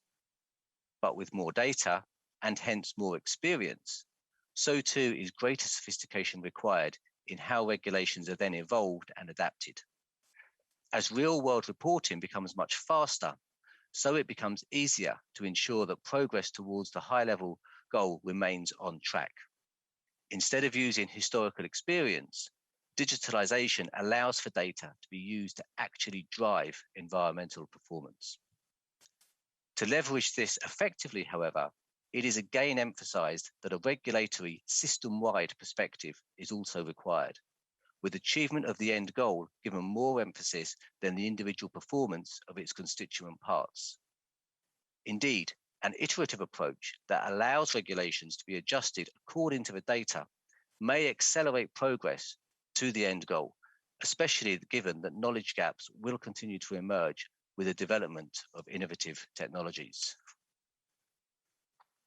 Further, allowing regulatory experimentation within the overarching objectives of the desired legislation should be seen as a positive sign of responsiveness. Accordingly, how the data analysis identifies the need for such review and experimentation should also be considered at an early stage of the regulatory development. The prize here is a successful regulatory system that can harness the power of digitalization to accelerate and support decarbonisation, and so deliver significant benefits to society and business. Conversely, a poorly designed system could introduce additional cost, prevent or delay innovation, and ultimately fail in its stated objective. It is clear then that digitalization can ease the pathway to a decarbonised shipping industry, with positive benefits both for ship operators looking to improve the efficiency of their fleet and to adhering to their specific trajectory for transitioning to zero emitting ships, and for regulators who require an increasingly sophisticated toolset to ensure the achievement of the high-level goals they have established. As such, consideration should be given to accelerating the digitalization of the existing fleet so that the benefits of the subsequent data resources can be utilized as quickly and effectively as possible. Of course, this is not easy with such a diversified industry that is truly global in its area of operation and regulated through a multinational consensus-based decision process at the IMO. There are also significant challenges entailed by the uneven penetration of digital technology, the constant security challenges associated with digitalization, along with fundamental issues around the accessibility of data. Who owns it? Who accesses it? Who uses it? And there are also significant implications to imposing digital technologies onto existing vessels related to cost, assurance with regulatory compliance, and potential market impacts for underperforming vessels. Despite these challenges, and as we look to the future of shipping in which data and data transfer will surely play an increasingly significant role, what sort of questions need resolving in order to position IMO as a data enabler? In my view, these questions should not just cover the specific elements that will help in defining and gathering the appropriate data required for the decarbonisation effort, but should also provoke a thorough analysis of how these new tools can be embedded into a regulatory instrument that is high level, flexible, targeted and proactive, as well as being responsive to evolving developments both within the regulatory system itself and also to as yet unknown external drivers. The temptation here will be to focus on what is needed in terms of data, but for digitalization to be truly optimized in the transition to a carbon-free shipping industry, the how of regulatory delivery must also be subject to an equally rigorous analysis.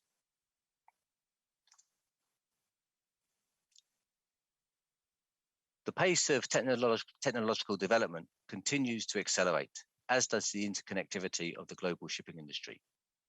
At the same time, the window of opportunity in which decarbonisation can be achieved to keep global warming to manageable levels becomes smaller every day.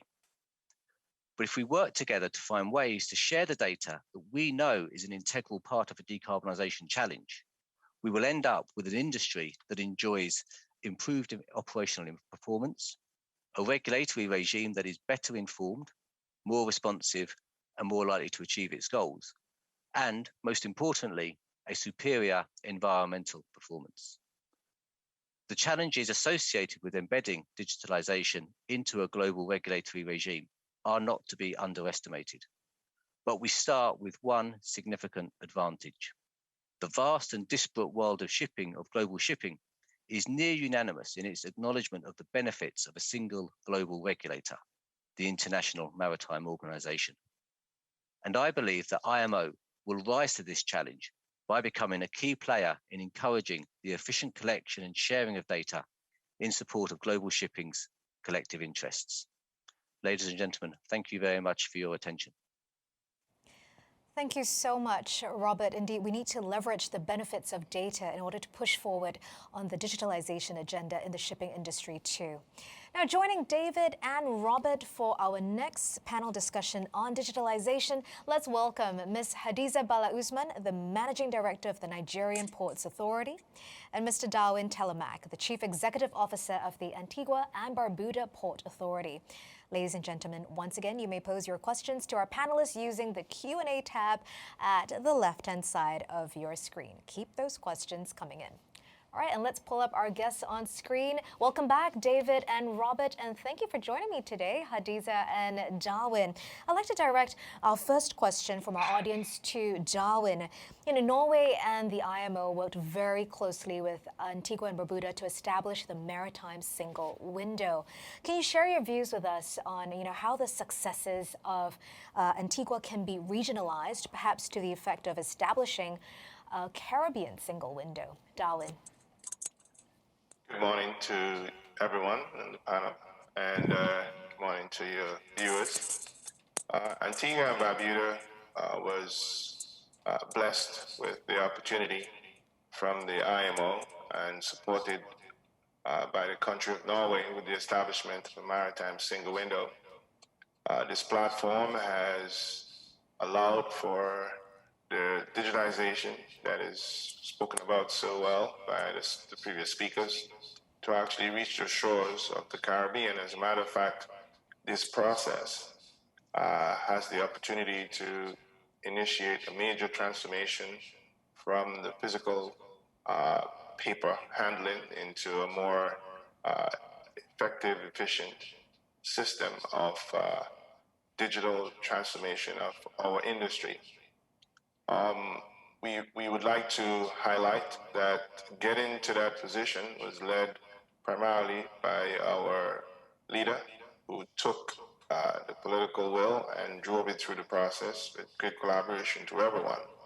Since then, with the presentation of the source code with the country of Norway to the IMO in 2019, Antigua and Barbuda has extended the opportunity for our regional partners through CARICOM, which is the regional body that integrates all governments throughout the Caribbean. And through CARICOM Impacts and the Organization of Eastern Caribbean States, we are now embarking on an ambitious journey to ensure that not only is Antigua and Barbuda engaged in possessing a maritime single window, but all of the regional agencies and countries would be able to be so empowered. Considering that we are all mostly within the same legal framework, and our legislations are very similar.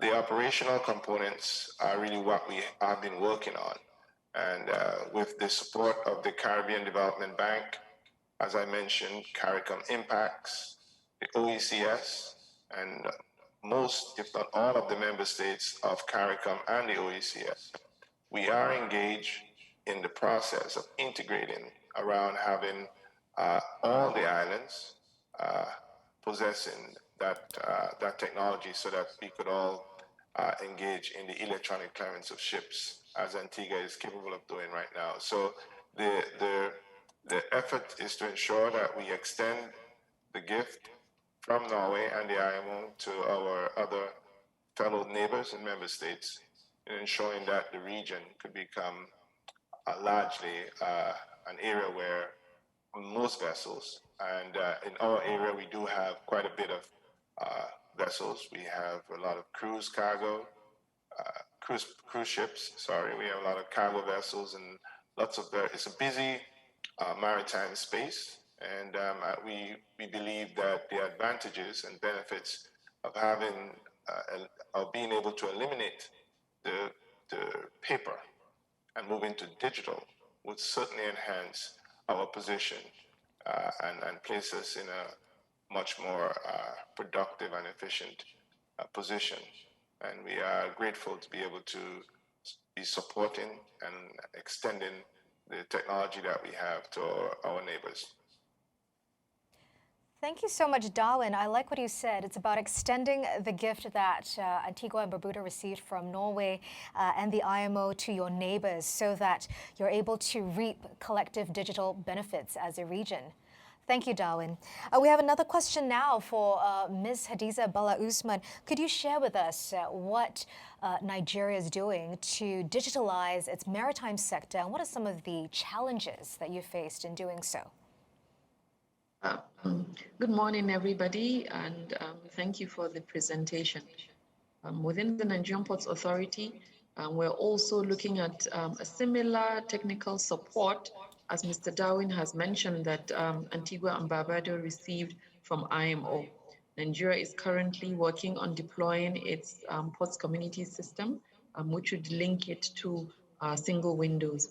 It is doing that with the technical support of IMO, which we believe is critical to enable us have the strengthened technical knowledge of the deployment of the ports community system and the consequent single windows.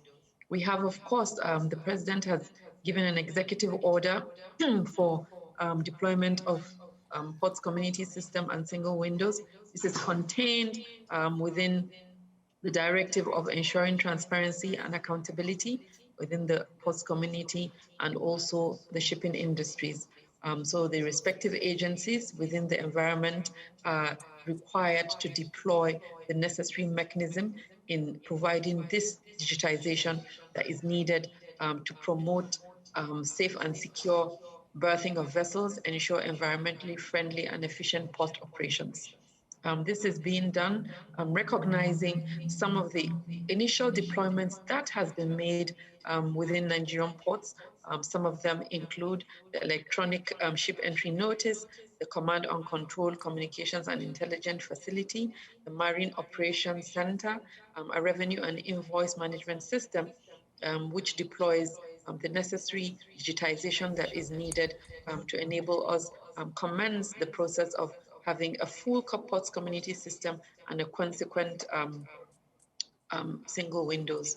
One of the key challenges we have around this deployment speaks to the level of commitment by agencies of government that are required to participate in this implementation. We are concerned, and we have noted the change management consideration as it relates to digitization, and that is a value reorientation challenge that we have with our personnel in recognizing the deployment of digital operations. We've also, as I mentioned, the need for interagency collaboration for the successful deployment of the digital specification. I will speak to the Nigerian Customs Service having a concurrent digitization process that is to a certain extent in isolation of the larger community system. So these are some of the issues that we have where agencies of government are keen to have independent digitization, which may not have the necessary handshake, electronic handshake that would provide the linkage to the larger ports community and the larger deployment of the single windows that would enable the seamless communication required across shipping, across port operations, across cargo clearance. So right now, as I mentioned, our customs service are deploying an e-customs, which we have to work again to see how it can have the interchange and connection with the other aspects of the value chain of the maritime sector. These are the challenges we're having, and also an overview on where we're at on digitization of the maritime sector in Nigeria. Thank you so much. Thank you, Hadiza. It seems that quite a lot of progress has been made on the digitalization front on Nigeria's side. I just want to come back to Darwin now, because Hadiza mentioned some of the key challenges that the Nigerian port authorities have faced, talking about change management as well as deployment of digitalization challenges. Darwin, were these some of the similar challenges that your sector experienced in Antigua and Barbuda, or what is the main challenge, if not? Once again, thank you. We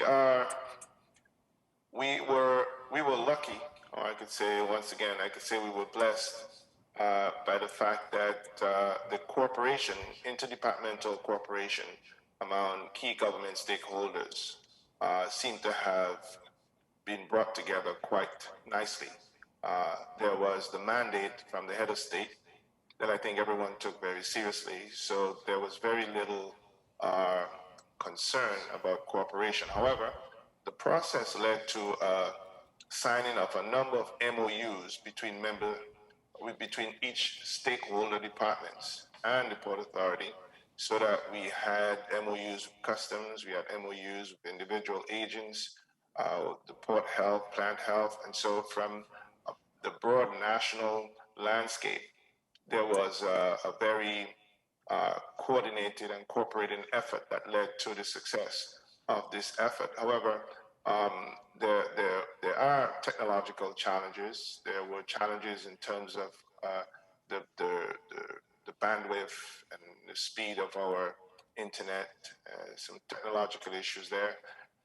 Subsequent to having rolled out the maritime single window, we got into a bit of a challenge as relates to an already established regional practice where most of the data from ships went to a regional body, and individualizing our own digital platform created what ships were complaining, particularly the cruise ships were complaining that there was duplication in the process. They would have to send it to CARICOM impacts, and then they would have to send it to the individual ports. So what we had to do was to work on a regional scale to create that depository through that regional body. We are in the process of doing that. We pretty much almost concluded that.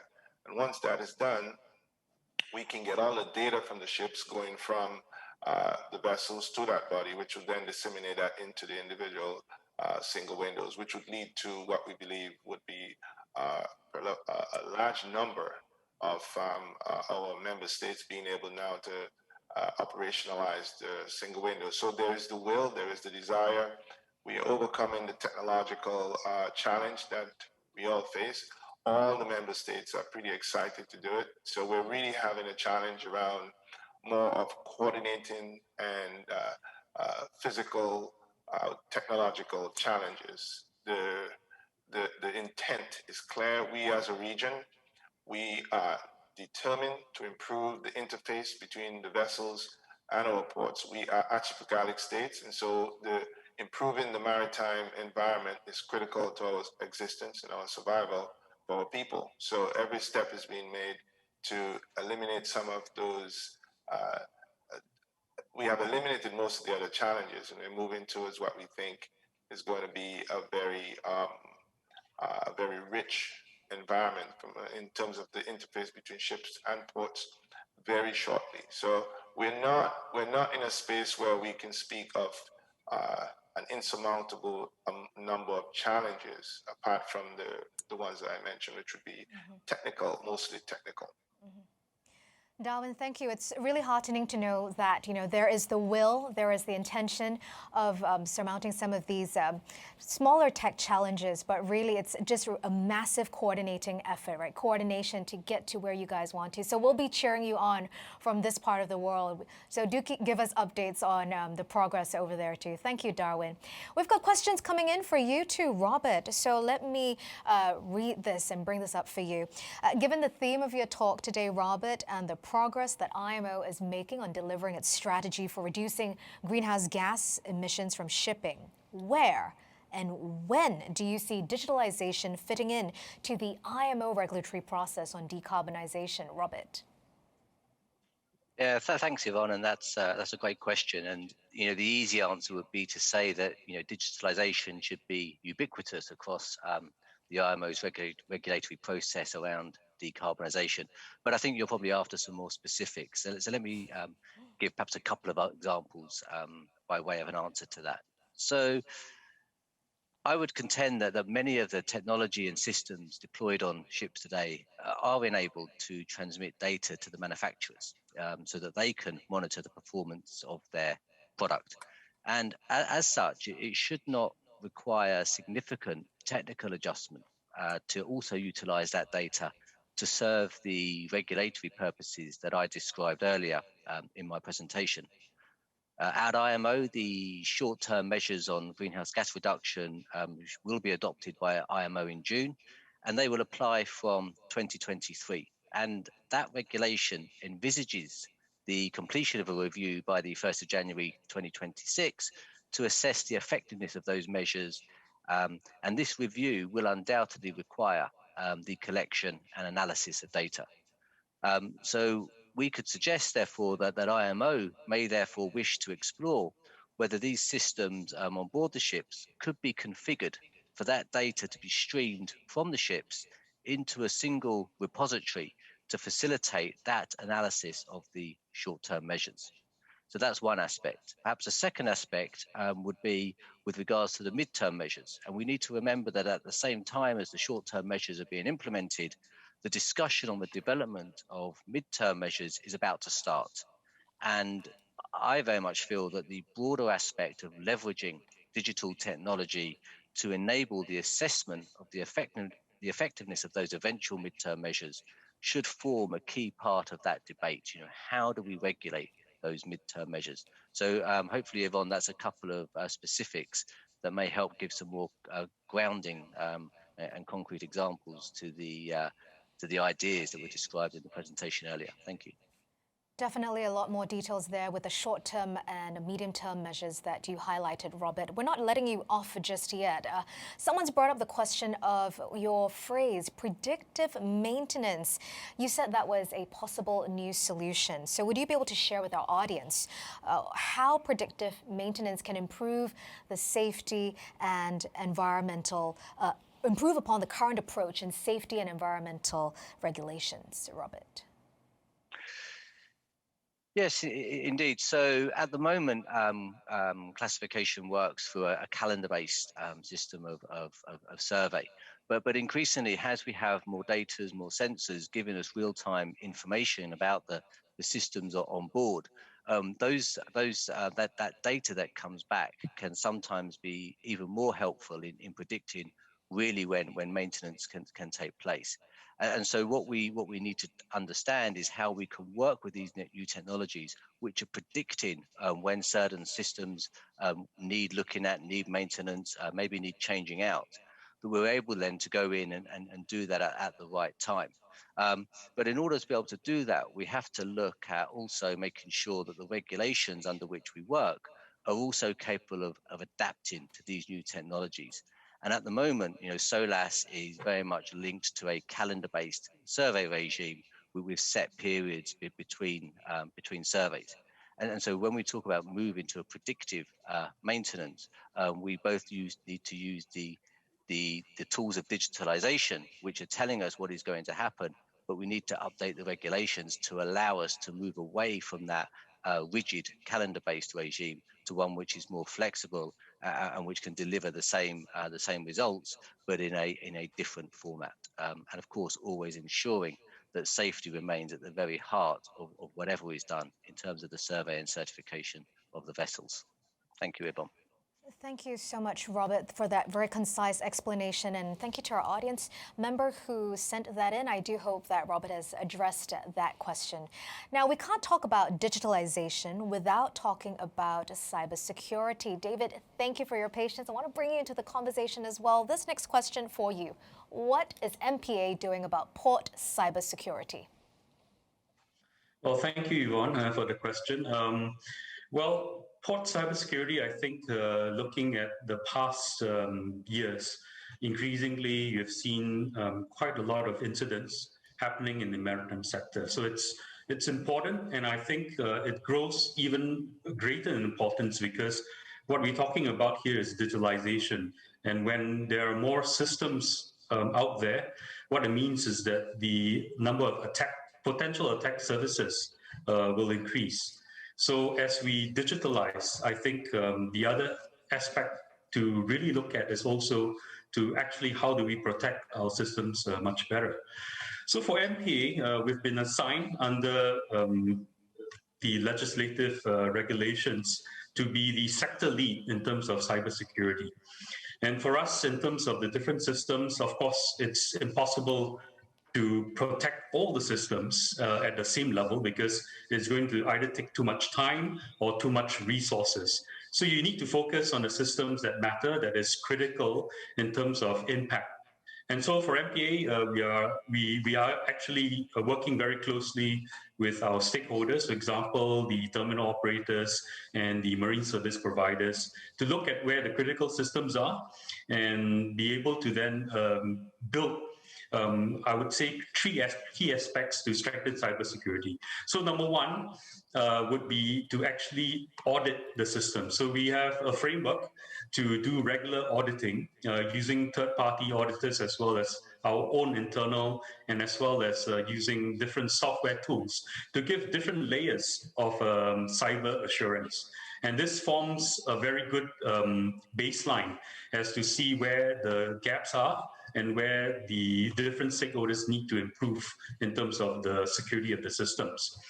The second aspect is in terms of building resilience, because it is impossible to prevent attacks in the future.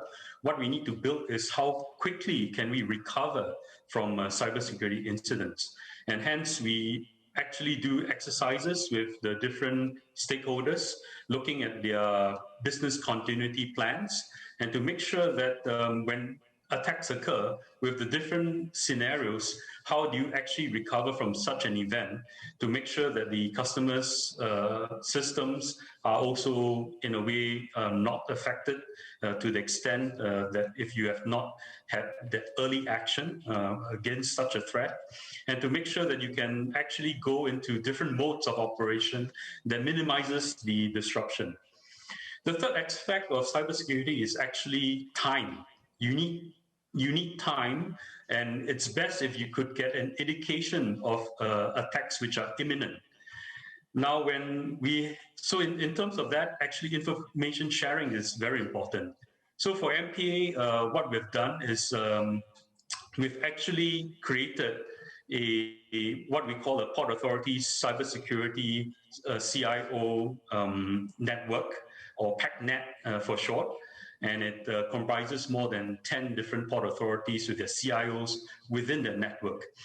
And what we've established is a standard operating procedure to be able to share information on a real-time basis. And what this allows us is actually, when you have this particular network, you can actually receive information from different ports on potential attacks.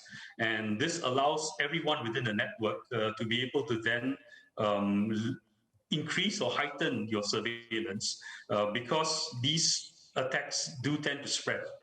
And this gives you time to be able to then adjust your plans to mitigate should this attacks then occur within your domain or within your region. So I would say that these three are very important areas. And then MPA works with the different organizations to strengthen their different levels of cybersecurity. Thank you.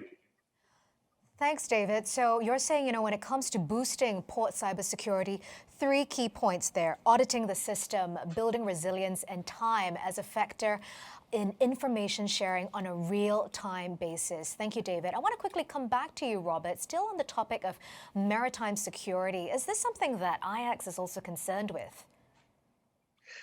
Yes, Yvonne, very much. And, one of the key themes in my presentation was that digitalization is going to become an increasing part of the shipping of the future. And IACS realized this, obviously many years ago. And we also realized that for this to be successful, it has to be secure.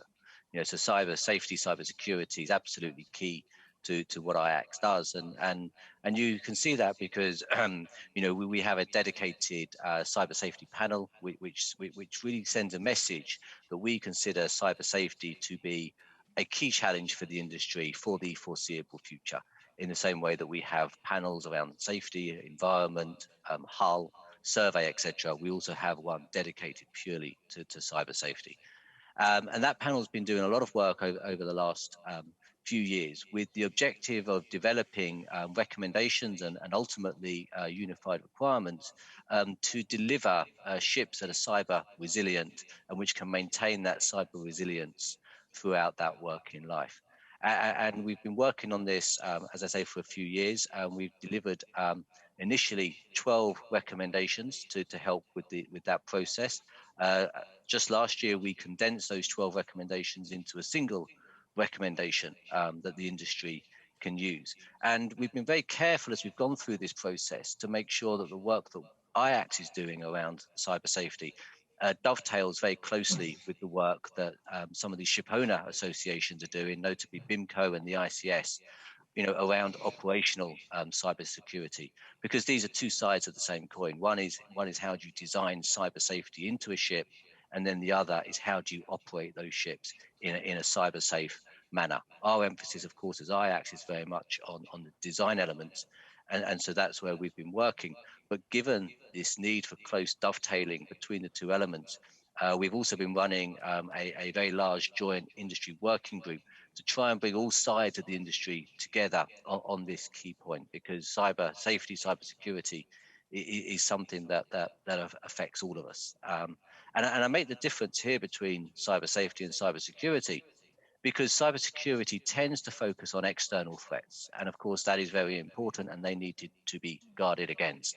But increasingly, as we see increasingly sophisticated vessels with a multitude of different digital systems on board, we also need to be absolutely clear that those individual digital systems are working in harmony in one another, and that we are not inadvertently introducing risk into the ship's envelope through the interoperation between the various cyber systems on board. And that's why we see cyber safety as being equally important as cyber security. And so we continue to work along those lines.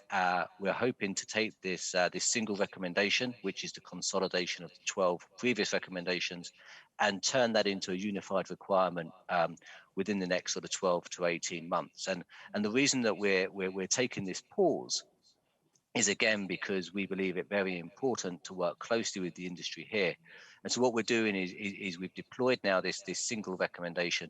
We're busy with receiving excellent feedback through the joint industry working group that we are running. And then as we have that industry feedback, so we can use that to tailor it to make sure that when the unified requirement is launched, it really is effective in delivering cyber resilient ships, and that those ships are capable of maintaining that cyber resilience throughout their working life. Thank you, Robert. You've definitely highlighted the importance of cyber safety and cyber security in the maritime industry, and also looking forward to cyber resilient ships going forward. I want to pose this question on cybersecurity to Hadiza and Darwin as well, because earlier on we talked a bit about the challenges that both your respective regions were facing. But this issue of cybersecurity, what is Nigeria doing on that front? Hadiza. Cybersecurity is quite an important thing, and it has attendant challenge across various sectors.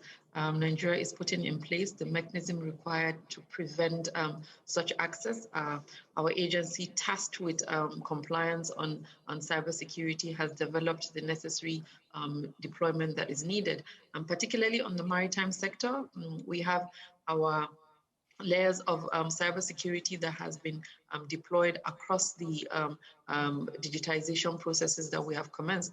More so for the existing ones, we recognize the attendant consideration and issue that would arise from any failure in access to our cyber deployments, and these necessary parameters have been put in place. And as I said, a lot of our digitization projects are actually work in progress now. So this recognized cybersecurity component are being deployed as it is now while it's being built, and also recognizing it as an attendant challenge across the board for all such digitization processes. Thank you, Hadiza. Darwin, can I get you to weigh in on this question on cybersecurity in the maritime sector too? Yes, and certainly in our space, we are emerging into the digital platform. So from a cybersecurity perspective, obviously, we are beginning to look at how we can harden our resilience, well, develop and harden our resilience from that perspective. However, as small island development states, we are literally, in most cases, vulnerable because of the lack of capacity, lack of both from the technological and human capacity standpoint. So to some extent, we are heavily reliant on our sporting partners, and we'll be working closely with them. We do a lot of work. We're doing a lot of work from that perspective with the Organization of American States, OAS, the IMO, and other agencies that are working towards spearheading some of the discussion and training. But and that too is something that the region, and I like to broaden it, because the implementation of the digital space is not just something that we are doing. There's some countries in our region that are moving towards the port community systems. And as they move towards in those directions, that too become the whole concept of cybersecurity becomes very, very critical. And so in our case, it is something that we are building and looking for some support from our larger, more experienced partners. And we'll be working closely to ensure that as we roll out more and more of our digital landscape, that is maintained as a hot priority. So that is indeed a challenge, one that we have had some challenges with. A few years ago, we had someone who got into a port and literally shut us down for 2 days. And as the only port in an entire country, it is crucial that we are not able to face these sort of challenges. So in some cases, there are business disruption. In our case, you can have an actual entire country held at ransom because we have a single port. And so the urgency to ensure that there is stronger and more vigilance there is important. And likewise, as vessels interface with us, it is crucial for that relationship between our more experienced partners to sort of play a center stage in assisting us, because sometimes the access point may not necessarily be where we think it's coming from. So strengthening the smaller, more vulnerable areas is something that we all ought to look at. And as Robert mentioned, broadening that perspective is, I think, a key element. So the support is needed, and we are open to extending ourselves to getting the support required to put us in a better position. Thank you so much, Darwin. Well, there you have it. There is a call for collaboration from Darwin Tillemack to other maritime partners who are tuning in today. I just did the call to action for you, Darwin. All right. I want to coming back to you, David, because we've got a question here that I think you might be best placed to answer to. How can governments and international bodies work together to maximize the benefits of digitalization, David? Well, thank you for that question. I think it's not a question of conviction because everyone recognizes the importance. And I think it's a matter of being able to put in the right resources to the correct projects which matter. And to us, I think the most, I would say, useful sort of collaborations and getting governments and different industry bodies is to work on data exchange. And this is a common challenge that I think every digitalization sort of project faces. And this is something which I think will be useful if we don't keep reinventing the wheel. So if we can basically be able to then recognize that actually we should always try to use open or common standards and not reinvent the wheel by creating customized standards, that's one area which I think that we can actually move and advance digitalization.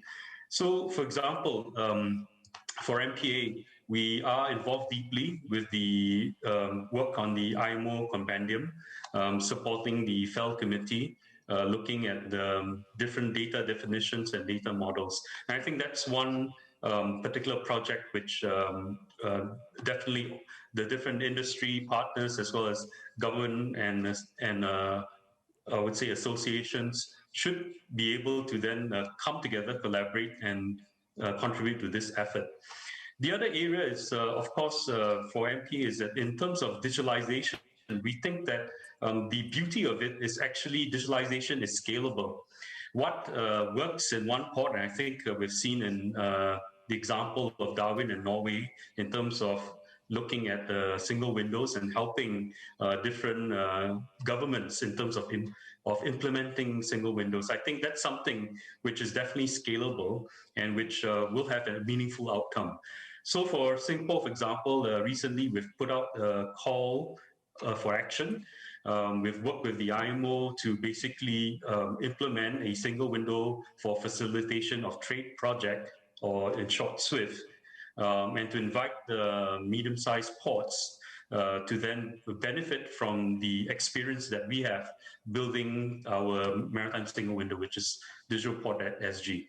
So in short, if I could say, we should focus on the biggest challenges, which I think it's data exchange, and then use standards which are more open and common. Thank you. Yeah, data exchange. I like that point, right? Don't reinvent the wheel. Make it scalable. It's not about duplicating efforts, but just making that efficient solution work for everybody else. I see my other panelists nodding, and I think this is a great question to open up to the rest of my panel too. So maybe, Hadiza, you're smiling too. Let me have your views on that. Do you know how governments... Thank you, Yvonne. Yes. International bodies can work together to better harness the benefits of digitalization? No, absolutely, Yvonne. It's an excellent point that you raised about from what was mentioned regarding the need to recognize it as not one size fits all, and also the need for it to be scaled up, as David had mentioned. One of the things that I believe is key for countries is the recognizing the mandatory requirement for national governments to introduce the electronic information exchange between ships and ports, which came into force in April 2019 under the IMO FAL Convention. Governments are now required to collaborate with IMO and its member states in deploying the necessary electronic exchange information within their ports community. So such positions as stipulated by IMO would leverage with member states to enable them do the necessary deployment and ensure that they're able to partner and get the necessary technical support that is needed to enable them facilitate the deployment of such digital exchanges that are needed within the maritime sector.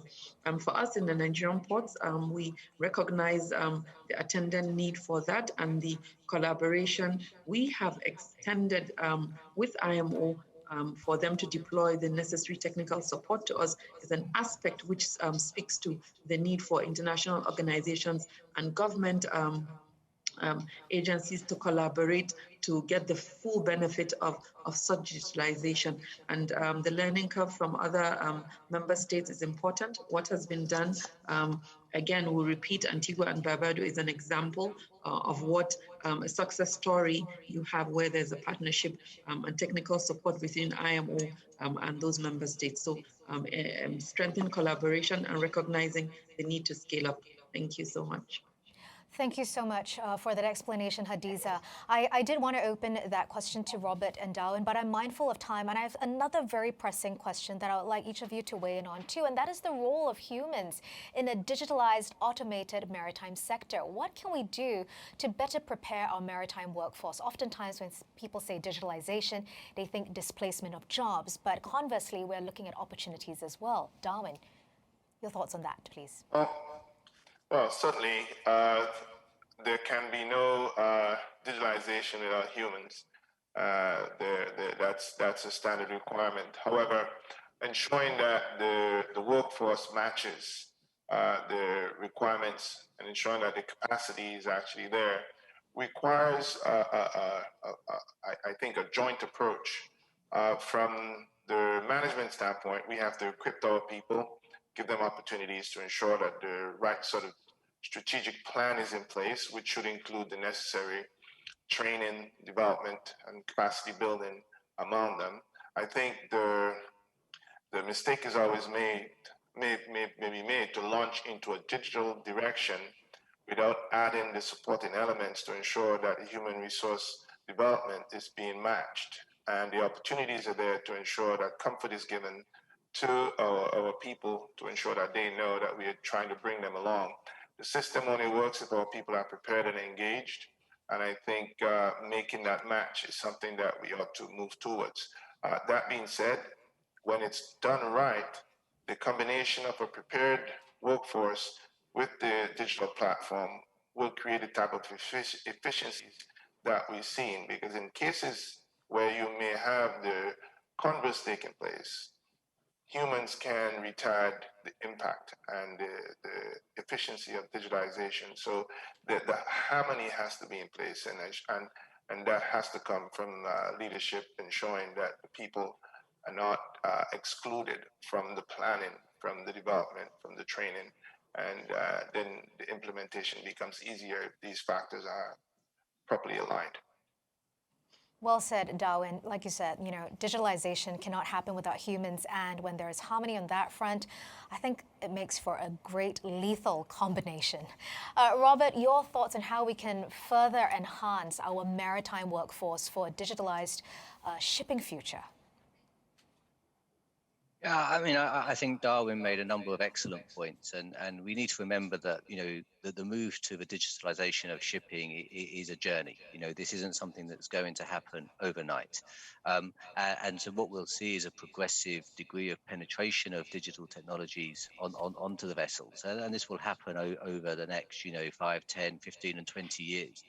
And what we need to do, and what is at the heart of everything that IAX does, is to make sure that we keep the human at the front and center of these increasingly sophisticated and digitally enhanced vessels.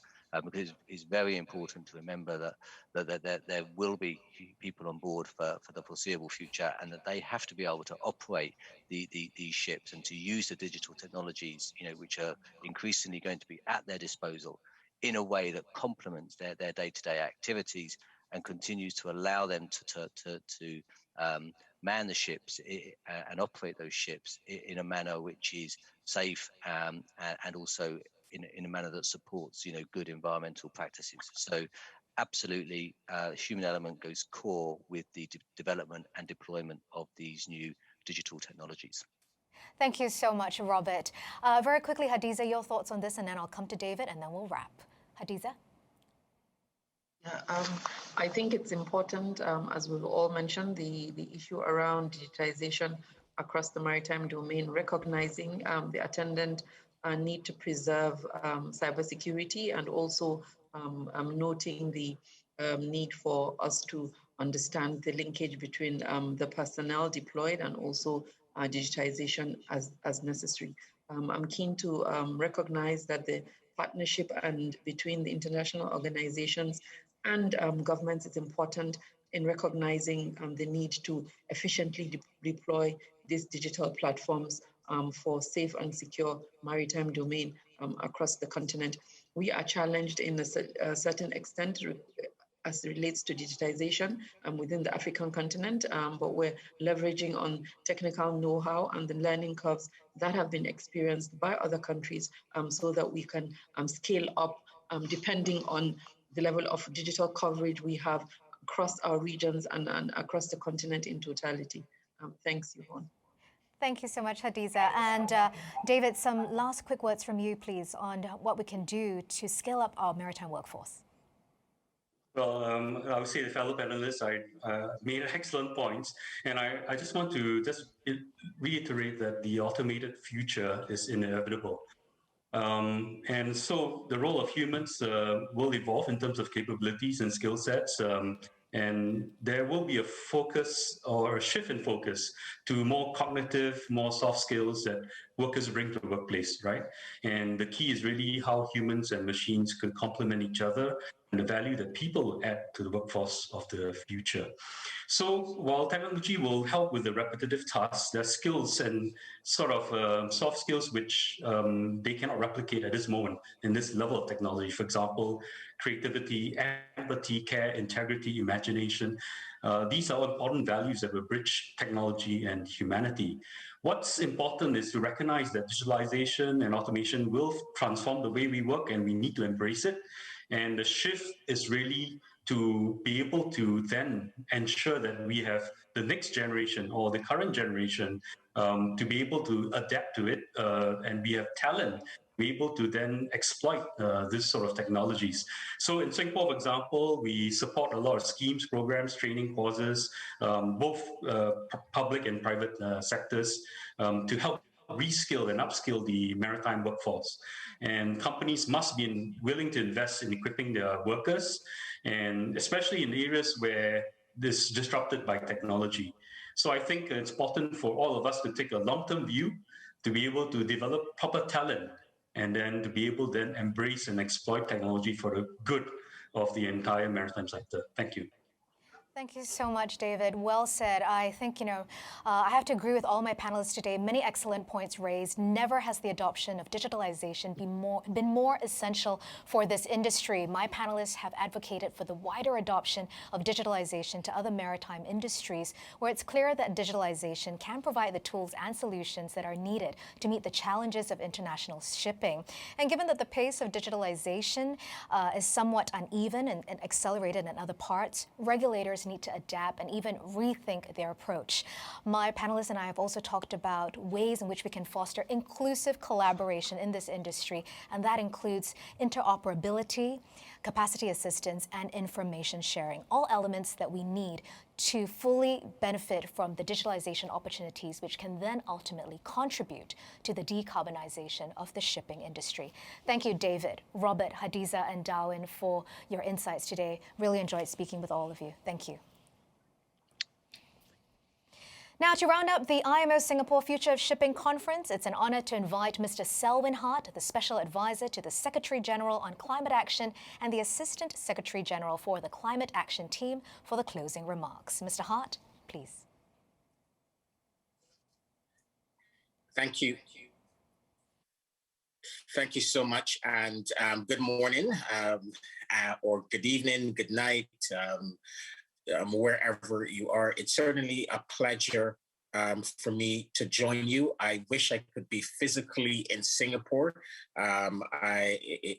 It's a country that I have enormous love and respect for, and it's a country that I visited a few years ago. And I really want to commend Singapore for its outstanding leadership in bringing so many talented and so diverse a group of colleagues together to address some of the challenges, but also opportunities available to shipping. And the convening of this conference is extremely timely. Most of you would have seen or heard about what happened yesterday on the first day of the Leaders Summit, which was convened on Earth Day by President Biden. And it is now clear, it is absolutely clear that decarbonization of the global economy is inevitable. Yesterday, we had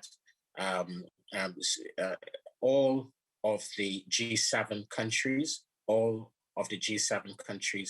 and the European Union and the UK have now made ambitious 2030 commitments and have all now committed to net zero emissions, carbon neutrality by 2050.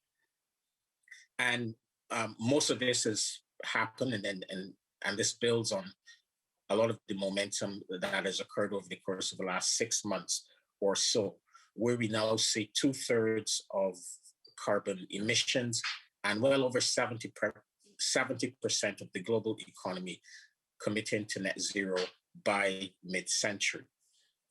Over 700 cities and 1/5 of large public corporations have also committed to net zero by 2050. And as we saw yesterday, that coalition continues to grow.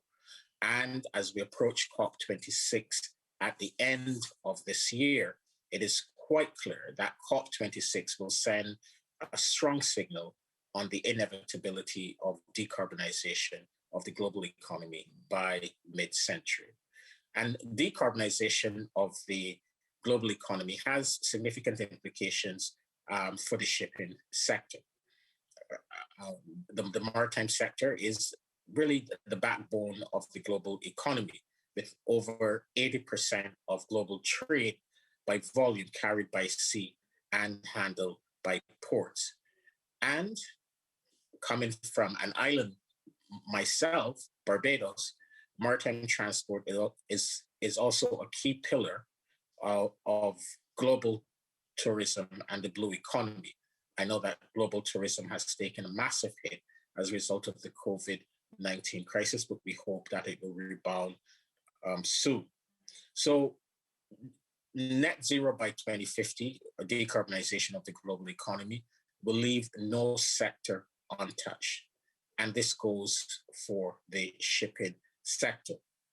And it is against this backdrop that an event like this, the next gen inaugural meeting, which closely links issues of digitization and decarbonization, represents an important, really important forum for maritime states and industry players really to put together plans and strategies for achieving this decarbonization objective. I listened in carefully to the last panel, which spoke about the enormous benefits of digitization and many of the opportunities that it will afford countries and the sector in general. I say the same about decarbonization, and I believe that digitization and decarbonization will definitely go hand in hand. There is significant potential from zero emission fuels using the abundant renewable energy sources. Of course, a significant amount of investments will need to be made in the area of new fuels, as well as port infrastructure. And this will require significant spending over the course of the next few years or so. But I am also happy to hear that the special emphasis is being paid to the least developed countries and small island developing states and countries in Africa, who will definitely need to be provided with the necessary support and investment in order to enable them to be part of this decarbonization wave. So my central message to you, certainly in the context of the International Maritime Organization and its work to reduce the carbon footprint of the industry and the sector, is that while you've made really great progress starting in 2018, when you set a set of ambitious emissions reduction targets, you will need to revisit those targets, because net zero by 2050 will have significant implications on how the shipping business operates in the foreseeable future. So, as I said at the opening, no industry and no sector will be untouched. We need initiatives like this Next Gen initiative, which is launched by Singapore, really to help those countries like the SIDS, like the LDCs, like countries in Africa, to be able to be part of this global wave. Certainly, we look forward to continuing to work with all of you. The Secretary General has identified the shipping and aviation industries as industries of particular interest. We know that this is an industry that is considered, or a sector that is considered hard to abate, but with cooperation, with multilateral support, with the necessary investment and focus, we believe that it can definitely be a leader in the growing coalition committing to decarbonization. I thank you. Thank you so much, Mr. Hart. Indeed, it's about re-examining and also resetting some of those targets that have already been set. And this brings us to the end of the IMO Singapore Future of Shipping Conference. A big thank you to our panelists and speakers for sharing your wonderful insights today. And of course, we'd like to thank you, our audience, for joining us today.